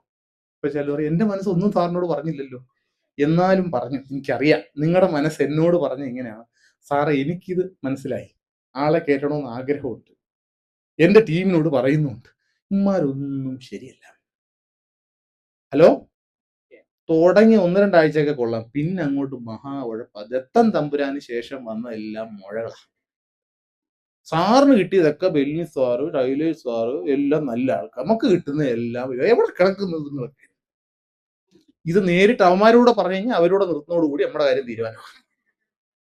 പറയരുത് അങ്ങനെ. ഹലോ, ചെല്ലു പറയടാ, നോക്കടാ വേറെ ടീമിലൊക്കെ എത്ര നല്ല ആൾക്കാർ, എനിക്ക് കിട്ടി നിന്നെ പോലുള്ള കുറെ മണ്ടന്മാർ, ഇങ്ങനെയൊക്കെ ചോദിച്ചാൽ ഇവരെന്നെ കൂടെ നിൽക്കുമോ? ഇങ്ങനൊന്നും പറയരുത്. പകരം അവരെ പ്രൊമോട്ട് ചെയ്യലാണ് നമ്മുടെ പണി. ഹലോ, ആണോ അല്ലയോ? അപ്പം നമുക്ക് നിങ്ങളുടെ പ്രശ്നം ഇത്രേ ഉള്ളൂ, വളരെ സിമ്പിൾ. സാറേ ഞാൻ ഓക്കെയാണ്, ഞാൻ വിളിക്കുന്നുണ്ട്, ഞാൻ മെസ്സേജ് ഇടുന്നുണ്ട്, ഞാൻ മോർണിംഗ് മീറ്റിംഗ് വിളിക്കുന്നുണ്ട്, പറയുന്നുണ്ട്, വിളിക്കാറുണ്ട്, എല്ലാം ഉണ്ട്, പക്ഷെ ഇവരങ്ങോട്ട് അടുക്കുന്നില്ല സാർ. തുടങ്ങി കഴിഞ്ഞൊരു പോക്കാണ്, എത്ര എന്ന് വെച്ചാൽ പുറകെ നടക്കുന്നത്, ഇങ്ങനെയൊക്കെ പറയും. അതിന്റെ മറുപടി ഇവിടെ മലയാളത്തിലുണ്ട്. നിങ്ങൾ നേരിടുന്ന യഥാർത്ഥ പ്രശ്നം കൂടെയുള്ളവർ ഇറങ്ങുന്നില്ല എന്നുള്ളതല്ല, പകരം അവരെ ആവേശമുള്ളവരായി നിലനിർത്താൻ നിങ്ങൾക്ക് കഴിയുന്നില്ല എന്നുള്ളതാണ് യഥാർത്ഥ പ്രശ്നം. അങ്ങനെ വായിക്കുന്നതാണ് നല്ലത്. കൂടെയുള്ളവരുടെ തലയിലോട്ട്, നമ്മുടെയൊക്കെ ഉള്ളില് ഒരു ജഡ്ജി ഇരിപ്പുണ്ട്, ഒരു വക്കീലുണ്ട്. ഒറ്റ കണ്ടീഷൻ, വക്കീൽ നമുക്ക് വേണ്ടി വാദിക്കും, ജഡ്ജി മറ്റുള്ളവരെ വിധിക്കും. ഈ ജഡ്ജിയാണ് അവൻ ശരിയല്ലെന്ന് പറയുന്നത്, ഈ ജഡ്ജിയാണ് നീ ഓക്കെ ആണെന്ന് പറഞ്ഞ് നമുക്ക് വേണ്ടി വാദിക്കുന്നത് ഈ വക്കീലാണ്. ഈ ജഡ്ജിയും വക്കീലും കൂടെയുള്ള യുദ്ധമാണ് അകത്ത് കിടന്ന് നടക്കുന്നത്, സ്വർണം. അതുകൊണ്ട് നമ്മൾ വിളിച്ചിട്ട് ആളുകൾ വരാത്തതിന്റെ ഒരു പ്രധാനപ്പെട്ട കാര്യം, അവർക്ക് ഈ ബിസിനസ്സിൽ നിങ്ങൾക്കുള്ള അത്രയും ആവേശവും എക്സൈറ്റ്മെന്റും ഇല്ലാത്ത. നിങ്ങൾക്കുള്ള അത്ര ആവേശം അവർക്ക് എന്താ ഇല്ലാത്തതെന്ന് ചോദിച്ചാൽ, അവർ നിങ്ങൾ പങ്കെടുത്തതിന്റെ അത്രയും പ്രോഗ്രാമിൽ കയറിയിട്ടില്ല, അവർക്ക് നിങ്ങൾക്ക് കിട്ടിയ അത്രയും വരുമാനം കിട്ടിയിട്ടില്ല, അവർക്ക് നിങ്ങൾക്കുള്ള അത്ര ആവേശം ഉണ്ടാകാതിരിക്കാനുള്ള പ്രധാനപ്പെട്ട കാരണമാണ് ഞാൻ പറഞ്ഞുകൊണ്ടിരിക്കുന്നത്. ശരിയാണോ അല്ലയോ? ഇപ്പൊ വീണ്ടും നമ്മൾ പറയും, സാറേ ഞാൻ വിളിക്കുന്നുണ്ടായിരുന്നു, പക്ഷെ അവർ വന്നില്ല. ഞങ്ങൾ ആദ്യം ഒരു പ്രോഗ്രാം ആലപ്പുഴ തണ്ണീർമുക്കത്ത് ഒരു ഹോട്ടലിൽ വെച്ചപ്പോൾ 11 ആൾക്കാരാണ് കോഴിക്കോട് നിന്ന് വരുന്നത്. ബെല്ലിസ് സാറും ഷൈലേഷ് സാറും ഒക്കെ അടക്കം 11 ആൾക്കാർ. ആ 11 ആൾക്കാർ വന്നതിൽ 9 പേരിന്ന് ITC മുതൽ CTC വരെയുള്ള റാങ്കുകളായിട്ട് മാറിയിട്ടുണ്ട്. 9 ആൾക്കാർ. ആ സമയത്ത് പ്രോഗ്രാം നടക്കുമ്പോൾ ഈ 11 പേർക്കും 1000 രൂപ പോലും ഈ കമ്പനിയിൽ നിന്ന് വരുമാനം കിട്ടിയിട്ടില്ല. ഈ 11 പേരും 2500 രൂപ എൻട്രി ഫീസ് കൊടുത്തിട്ടാണ് അവിടെ വരുന്നത്. ഒരു രൂപ പോലും വരുമാനം കിട്ടാത്തവര്. ഞാൻ പറയുന്നത് നിങ്ങൾക്ക് മനസ്സിലാവുന്നുണ്ടോ? അപ്പം നമ്മൾ ഇറുപ്പടക്കം പിടിക്കുക എന്ന് പറയും, ധൃതരാഷ്ട്രാലിംഗനം എന്ന് പറഞ്ഞ പരിപാടി ഉണ്ട്, കേട്ടിട്ടുണ്ടോ? ഇതൊക്കെ പറയാൻ തന്നെ വലിയ പാടാണ്. നിങ്ങൾ എന്തെങ്കിലും എനിക്ക് വാങ്ങിച്ചു തരണം, ഞാൻ ഇതൊക്കെ നിങ്ങൾക്ക് വേണ്ടിയല്ലേ ഈ കഷ്ടപ്പാടെല്ലാം പറയുന്നത്. ഈ കൗരവപ്പടയെ മൊത്തം കൊന്നു തള്ളി ഭീമനാണ് മുമ്പിൽ നിന്ന് എല്ലാത്തിനെയും കൊന്നത്. ഈ കൗരവപ്പടയെ മുഴുവൻ കൊന്നു തള്ളിയിട്ട് ഭീമൻ വന്നിങ്ങനെ നിൽക്കുകയാണ് ധൃതരാഷ്ട്ര മുമ്പിൽ. അപ്പം ധൃതരാഷ്ട്രക്കാണെങ്കിലും ധർമ്മയുദ്ധം ജയിച്ച ആളോട് കാണിക്കേണ്ട പ്രതിപക്ഷ ബഹുമാനവും രാജനീതിയൊക്കെ മനസ്സിലുണ്ടായിട്ടും എന്റെ മക്കളെയും അനന്തരാവകാശികളെ മുഴുവൻ കൊന്നു തള്ളിയ ആളോടുള്ള ദേഷ്യം അടങ്ങാതെ ഇയാളെ കൊല്ലാൻ വേണ്ടിയിട്ട് ഇയാളെ ഇങ്ങനെ നൈസായിട്ട് കെട്ടിപ്പിടിച്ച് കൊല്ലാം. ഭയങ്കര ആരോഗ്യമാണ്, കണ്ണു കാണത്തില്ലെങ്കിലും ആരോഗ്യത്തിന് കുറവില്ല. കെട്ടിപ്പിടിച്ച് കൊല്ലാൻ നിൽക്കുന്ന സമയത്ത് ഇത് പണി വാളുമെന്ന് മനസ്സിലാക്കി കൃഷ്ണൻ അതേ സമയത്ത് തന്നെ പെട്ടെന്ന് ഒരു ഇരുമ്പിന്റെ ഒരു പ്രതിമ ഉണ്ടാക്കി കൊടുത്ത് അത് ഇയാളെ ഞെക്കി പൊട്ടിച്ചു എന്നാ പറയുന്നത്. അതാണ് ധൃതരാഷ്ട്ര ആലിംഗനം.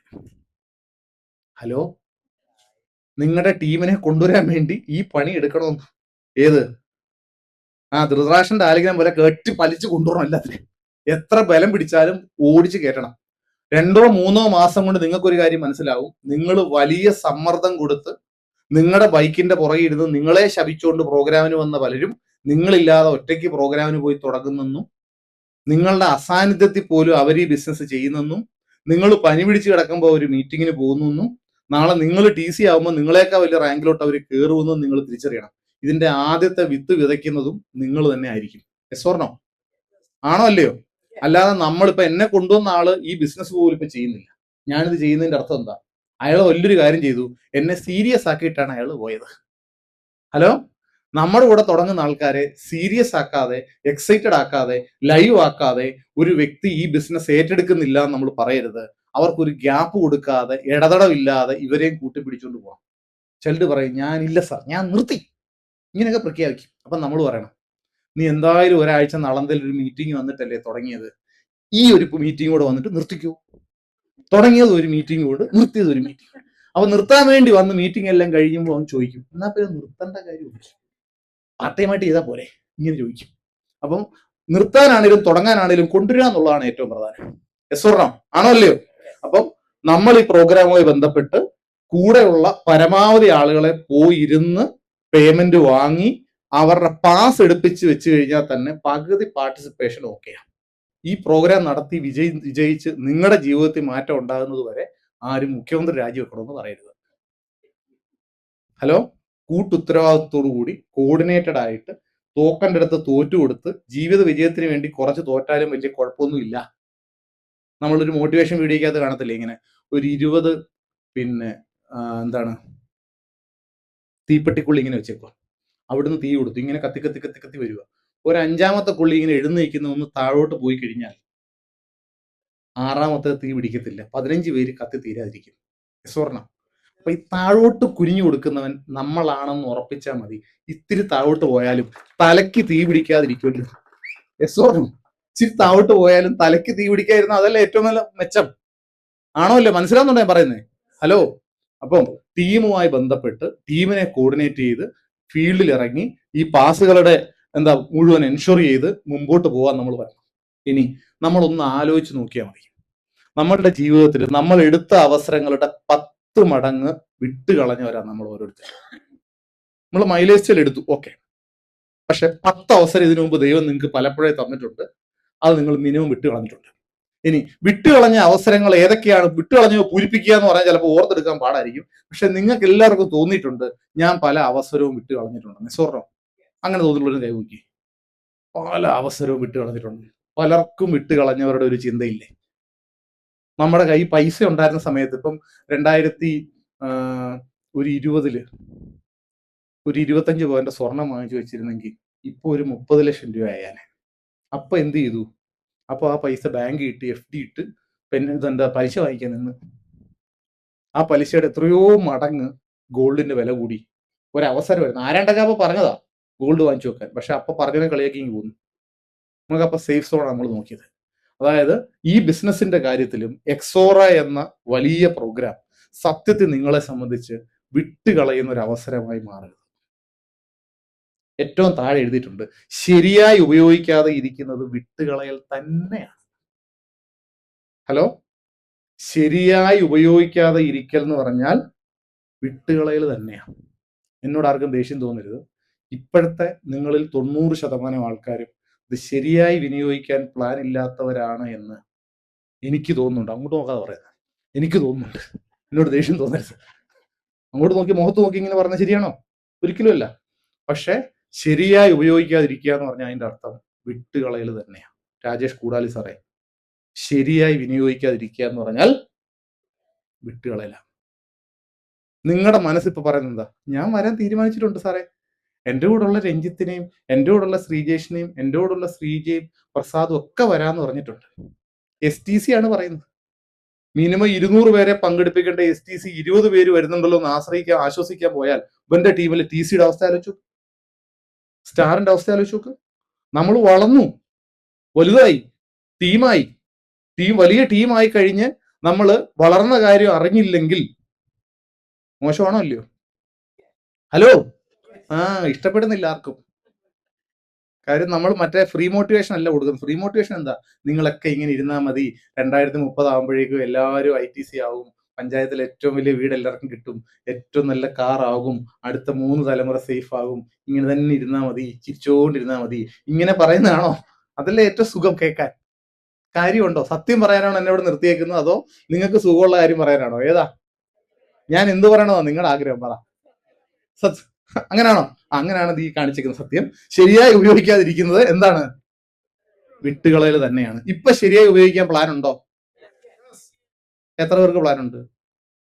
എല്ലാവർക്കും പ്ലാൻ ഉണ്ട്. എന്റെ ജീവിതം സാർത്ഥകമായി. ഞാൻ മൂകാംബികന്ന് വരുവാ. ഞാൻ 3 ദിവസം മുമ്പ് മൂകാംബിക പോയതാ. 2 ദിവസം അവിടെ ഇരുന്ന് പതുക്കെ ഇന്നലെ രാത്രിയാണ് ഞാൻ വന്നത്. അപ്പം ശരിക്കും അവിടെ കിട്ടാത്ത ഒരു ശാന്തതയും സമാധാനവും ഒക്കെ നിങ്ങൾ കൈവക്കിയപ്പോ എനിക്ക് കിട്ടി. ഞാൻ ഇത്രയും പേരുടെ ജീവിതത്തിൽ ഒരു വെളിച്ചം കൊടുക്കുന്നതിനേക്കാൾ വലിയ എന്ത് ദൈവാധീനം ഉള്ളത് ആണോ അല്ലയോ? അപ്പൊ ഇനി കൈ പൊക്കി നിങ്ങൾ അത് വിശ്വസിച്ച് എന്നെ പറ്റിക്കരുത്. നിങ്ങളുടെ കൈപൊക്കിലാണ് എന്റെ വിശ്വാസം. യസ്വർണം ആണോ അല്ലയോ? അപ്പൊ ഈ പ്രോഗ്രാം നിങ്ങൾ അർഹിക്കുന്ന പോലെ ഞാൻ പറയത്തില്ല, നിങ്ങളുടെ മാക്സിമത്തിൽ ഉപയോഗിക്കാം.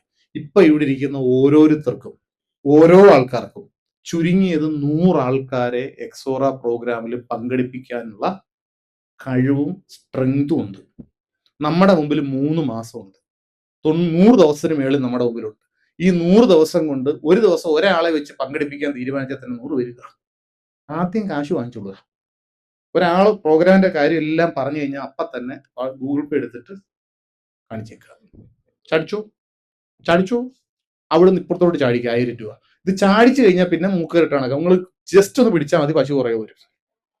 ഇതിനറിയാം പുറകെ പോകാൻ, വെറുതെ മൂക്ക് പൊട്ടിക്കണ്ട, ഇനി പോരാ. അപ്പൊ ഇത് ചാടിക്കാൻ പറ്റുന്നില്ല, അതിന് വേണ്ടി ഫീൽഡിൽ പോകാൻ പറ്റുന്നില്ല, അതിന്റെ ആവശ്യത്തെ കുറിച്ച് ബോധമില്ല. ഇതിനു മുമ്പ് പണ്ട് ഷുബി സാർ ഒരു പ്രോഗ്രാം വെച്ചല്ലേ, വിജയ് സാർ ഒരെണ്ണം വെച്ചല്ലേ, അത് ആ സിനിമ കണ്ട പോലെ തന്നെ ഈ സിനിമയും കണ്ടുകൊണ്ടാണ് നമ്മൾ NTC ITC ഒന്നും ആകാഞ്ഞത്. അതുപോലെ അടുത്ത സിനിമയായിട്ട് നിങ്ങൾ എക്സോറെ കാണരുത്. ഇത് ഒരു ലൈഫ് ചേഞ്ചിങ് ഓപ്പർച്യൂണിറ്റി ആണെന്ന് മനസ്സിലാക്കുക. അപ്പൊ 3 പോയിന്റ് ഞാൻ പറഞ്ഞു. ഇനിയാണ് 4ാമത്തെ പോയിന്റ്. 3 ഡ്യൂട്ടി പറഞ്ഞു DC മാരുടെ, പറഞ്ഞില്ലേ? ഒന്നുകൂടെ പറയണോ? ഓടിച്ചു പറയാം ഒന്നുകൂടെ. 1ാമത്തെ ഡ്യൂട്ടി പാർട്ടിസിപ്പേഷൻ. ഒന്ന് കൈയടിച്ചേ. ഹലോ. 1ാമത്തെ ഡ്യൂട്ടി പാർട്ടിസിപ്പേഷൻ, 2ാമത്തെ ഡ്യൂട്ടിയും 3ാമത്തെ ഡ്യൂട്ടിയും പാർട്ടിസിപ്പേഷൻ. ഇത് കഴിഞ്ഞ് ഇതിനുള്ള പണി എടുത്തിട്ട് ബാക്കി ചെയ്താൽ മതി, പറന്ന് ബിസിനസ് കയറും. കാരണം എന്താ? ആളുകൾ വന്ന ആൾക്കാരുടെ തലയിൽ ബിസിനസ് കയറിയില്ല, ഇവരങ്ങ് ആവേശത്തോടെ ചെയ്തില്ലേ? നിങ്ങൾ വളരെ സത്യസന്ധമായിട്ടൊന്ന് ആലോചിച്ച് നോക്കി. ഈ ബിസിനസ് ഞാൻ മലബാറിൽ ഈ ബിസിനസ്സിൽ ബെല്ലി സാറിനെ സ്പോൺസർ ചെയ്യുന്ന സമയത്ത് മൈലേജ് സ്റ്റൈൽ കമ്പനിയുടെ പ്ലാനും പ്രൊഡക്റ്റും എനിക്ക് മാത്രം അറിയത്തുള്ളായിരുന്നു. സത്യം അല്ലേ? ഇത് ഞാൻ ബെല്ലി സാറിലേക്ക് പറഞ്ഞു കൊടുത്തു. പിന്നെ ഇത് ബെല്ലി സാറിന് മനസ്സിലായി. ബെല്ലി സാറിന് മനസ്സിലായ പ്ലാനും പ്രൊഡക്റ്റും, നിങ്ങൾ എന്നെ തന്നെ കേൾക്കണേ, മനസ്സ് ഓടിച്ചു വിടരുത് വേറെ. ബെല്ലി സാറിന് മനസ്സിലായ പ്രൊഡക്റ്റും പ്ലാനും ഒക്കെ ബെല്ലി സാർ ശൈലേഷ് സാറിനും ബിജു സാറിനും ധനീഷ് സാറിനും സുബീർ സാറിനും ഒക്കെ പറഞ്ഞു കൊടുത്തു. ശ്രീധര സാറ് അല്ലെ, ഭവനേഷ്, പ്രജീഷ് പറഞ്ഞു. ഇവർക്ക് മനസ്സിലായ പ്ലാൻ ഇവരുടെ അടുത്ത തലമുറയ്ക്ക്. അവിടുന്ന് ബിജു സാർ എന്ത് ചെയ്തു? ഉമർ സാറിനും ഷഹീറിനും അയൂബ് സാറിനും ഇവർക്കൊക്കെ ബിജു സാർ പറഞ്ഞു കൊടുത്തു. ശൈലേഷ് സാർ ആർക്ക് കൊടുത്തു? ശൈലേഷ് സാറ് വിജീഷ് വിജയൻ തൊട്ട് അങ്ങോട്ട് കുറെ ആൾക്കാർക്ക്, രജിത് രാമൻ തൊട്ട് ഇങ്ങോട്ട്, സനൂപ് തൊട്ട് അങ്ങോട്ട്, അനിൽകുമാർ തൊട്ട് ഇങ്ങോട്ട് ഇങ്ങനെ പറഞ്ഞു. ഇതിങ്ങനെ പ്ലാൻ മനസ്സിലായി. ഇതൊരു സത്യമാണെന്ന് അവർക്ക് മനസ്സിലായി. ഇവരിറങ്ങി ഇങ്ങനെ പ്രവർത്തിച്ച് സ്വർണം. പിന്നെ ഈ ആദ്യം വെല്ലിൻ സാറിനോട് പ്ലാൻ പറഞ്ഞു കൊടുത്ത ഞാൻ ഉണ്ടോ ഇല്ലയോ എന്ന് പോലും ഇവരാരും നോക്കാറില്ല. ഹലോ, ഇതേ സംഭവം നിങ്ങൾക്കും സംഭവിക്കത്തില്ലേ? സംഭവിക്കൂല്ലയോ? നിങ്ങളുടെ നാട്ടിൽ ഇപ്പം നിങ്ങൾ ഇതിനകത്ത് വരത്തില്ലെന്ന് വിചാരിക്കുന്ന 10,000 കണക്കിന് ആൾക്കാർ അടുത്ത 2 കൊല്ലത്തിനും ഇവിടെ വരും, ഉറപ്പാ. അത് നിങ്ങളുടെ കൂടെ, ഞാൻ ഇവിടെ നിന്ന് വെറുതെ പറയുന്നതാണോ? ഇത് എന്റെ ജീവിതത്തിൽ നടക്കുന്നു നിങ്ങൾക്കും കൂടെ ബോധ്യപ്പെടുത്തിട്ടില്ലേ ഞാൻ പറയുന്നത്? അതായത് നിങ്ങൾ കൊണ്ടുവന്നില്ലെങ്കിൽ ഇവർ വരും. ഉദാഹരണം പറഞ്ഞാൽ എളുപ്പം മനസ്സിലാവും.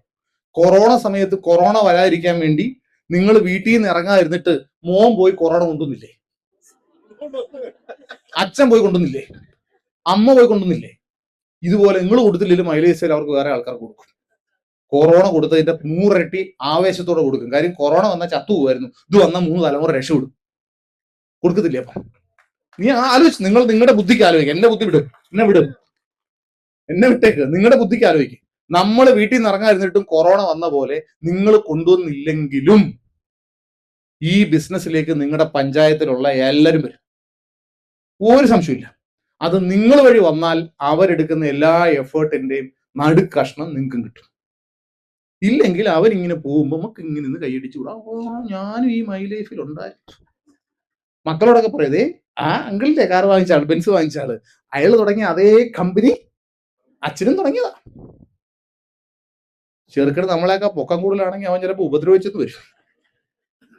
അതുകൊണ്ട് ഇതൊക്കെ ഒഴിവാക്കാൻ വേണ്ടിയിട്ട് ഇത് ചെയ്യാതിരിക്കുന്നതിനേക്കാൾ വലിയ അബദ്ധം വേറെ ഇല്ല എന്നുള്ളത്. ഇത് ചെയ്യാതിരിക്കുക എന്നുള്ളതാണ് നിങ്ങൾ ഈ നൂറ്റാണ്ടിൽ കാണിക്കുന്ന ഏറ്റവും വലിയ അബദ്ധം. മറിച്ച് ഇത് ആവേശത്തോടെ ചെയ്യുക എന്നുള്ളതാണ് നിങ്ങൾക്ക് ഇപ്പൊ ചെയ്യാൻ പറ്റുന്ന ഏറ്റവും വലിയ അനുഗ്രഹം. ഇത് ആവേശത്തോടെ നമ്മൾ ചെയ്യാൻ തയ്യാറാകുക. സ്വർണം, നിങ്ങൾ ഈ അർത്ഥത്തിൽ ഇതിനെ ഒന്ന് ഉൾക്കൊള്ളണം. അപ്പൊ ഈ പാർട്ടിസിപ്പേഷൻ ആണ് പ്രധാനപ്പെട്ട പണി.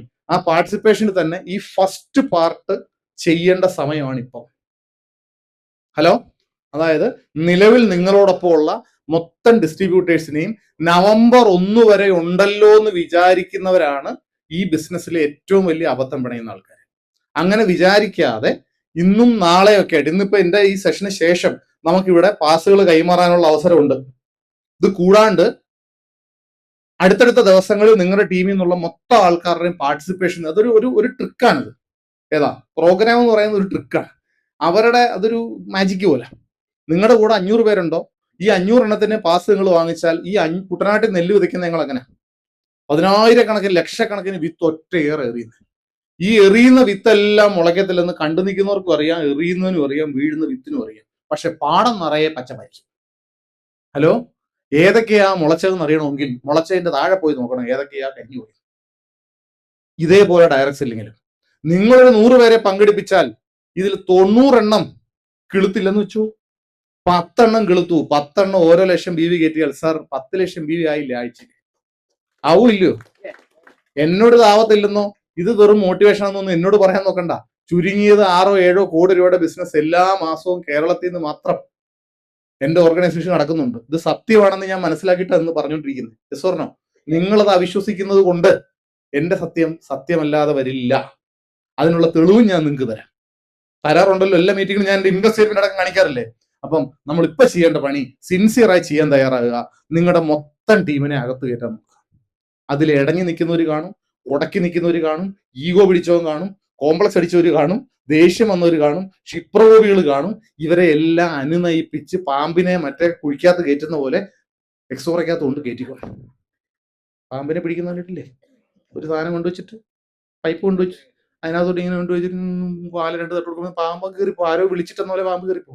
ഇതുപോലെ കൊമ്പും തുമ്പിക്കയുള്ളതിനെ എല്ലാം പതുക്കെ മൂലയ്ക്ക് കൂടെ അകത്ത് കയറ്റാം. എക്സോറയ്ക്കകത്ത് കയറി ഇരിക്കുമ്പോൾ അവന് മനസ്സിലാവുന്നത് വെറുതെ ബലം പിടിക്കണ്ട, വെറുതെ വാശി പിടിക്കണ്ട.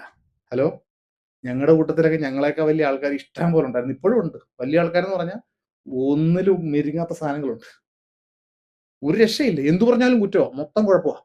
പക്ഷെ അവരുടെ ഈഗോയെയും അവരുടെ ദേഷ്യത്തെയും അവരുടെ കഴിവ് ഉണ്ടെന്ന് അവർ വിശ്വസിക്കുന്ന കഴിവിനേക്കാൾ വലിയ ബിസിനസ് ആണിതെന്ന് അവർക്ക് മനസ്സിലാക്കാൻ കൊടുക്കാൻ കഴിഞ്ഞതാണ് ഞങ്ങളുടെ വിജയം.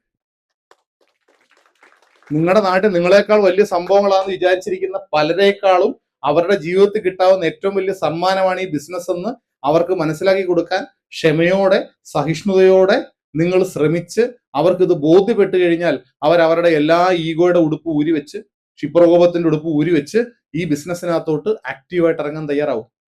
പല ഡോക്ടർമാരും എഞ്ചിനീയർമാരും വക്കീലന്മാരും ഒക്കെ അവരുടെ പ്രൊഫഷനേക്കാൾ കൂടുതൽ സമയം മൈലേജ് സ്റ്റൈലിൽ കൊടുത്ത് ഇങ്ങനെയാണ്.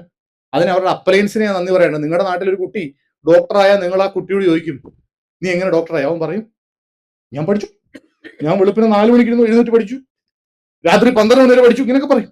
നിങ്ങൾ അവന്റെ അമ്മയോട് ചോദിക്കുക, എങ്ങനെയാ പഠിച്ചേ? അപ്പൊ അമ്മ പറയും, ഞാൻ ഉണ്ണാതെ അവനെ ഊട്ടിച്ചിട്ടുണ്ട്. അവൻ രാവിലെ 6 മണിക്ക് പോകുന്നതിന് മുമ്പ് ഞാൻ ബ്രേക്ക്ഫാസ്റ്റും ലഞ്ചും അവൻ ഉണ്ടാക്കി കൊടുത്തിട്ടുണ്ട്. അവൻ ഉറങ്ങിയതിനേക്കാൾ കുറവേ ഞാൻ ഉറങ്ങിയിട്ടുള്ളൂ. അവനെ എങ്ങനെ ഡോക്ടറായത് സത്യത്തിൽ പറയാൻ ഏറ്റവും യോഗ്യർ അവരുടെ അമ്മയും അപ്പനും തന്നെയാണ്. നമ്മൾ ഇന്ന് കാണുന്ന സ്റ്റേജിൽ കാണുന്നത്, ഞാനടക്കമുള്ള ലീഡേഴ്സ് ഇവിടെ എത്തിയതിൽ എന്നെ സീരിയസ് ആക്കിയവർക്കാണ്. എനിക്ക് തോന്നും, ഞാൻ മൈക്കിൽ കൂടെ പറയും, കേൾക്കുന്നവർക്കും തോന്നും ഞാനാ സ്വന്തമായിട്ടായിരുന്നു. അങ്ങനല്ല. നിങ്ങൾ മനസ്സിലാക്കുക, നിങ്ങളും നിങ്ങൾക്ക് ശേഷം വരുന്നവരും ഒക്കെ ഈ ബിസിനസ്സിൽ ഏറ്റവും വലിയ അച്ചീവർ ആകുന്നതിന് മുമ്പിൽ നമുക്ക് മുമ്പേ പോയ ആൾക്കാരുടെ ലക്ഷ്യബോധം, കഠിനാധ്വാനം, ക്ഷമ, സഹനശക്തി ഇതൊക്കെ ഉണ്ട്. ഇത് നമുക്കും ഉണ്ടെങ്കിൽ ഒരു ഒന്നാം തരം തലമുറ നമുക്കുണ്ടാവും. യെസ്. ആ തലമുറയാണ് ഈ ബിസിനസ് നമ്മളെ വിജയിപ്പിക്കുന്നത്. പുറകെ നടക്കണം, ഒരു നാണമില്ല, ഒരു മടിയില്ലാണ്ട്. സാറേ ട്രെയിനിങ്ങിന് വരത്തില്ലേ? ആ വന്നേക്കാം. പിറ്റേന്ന് രാവിലെ അല്ലണം, സാറേ ട്രെയിനിങ്ങിന് വരത്തില്ലേ? വരാം. പിന്നെയും ചെല്ലണം, സാറേ ട്രെയിനിങ്ങിന് വരത്തില്ലേ? ആ എന്നാ ട്രെയിനിങ്?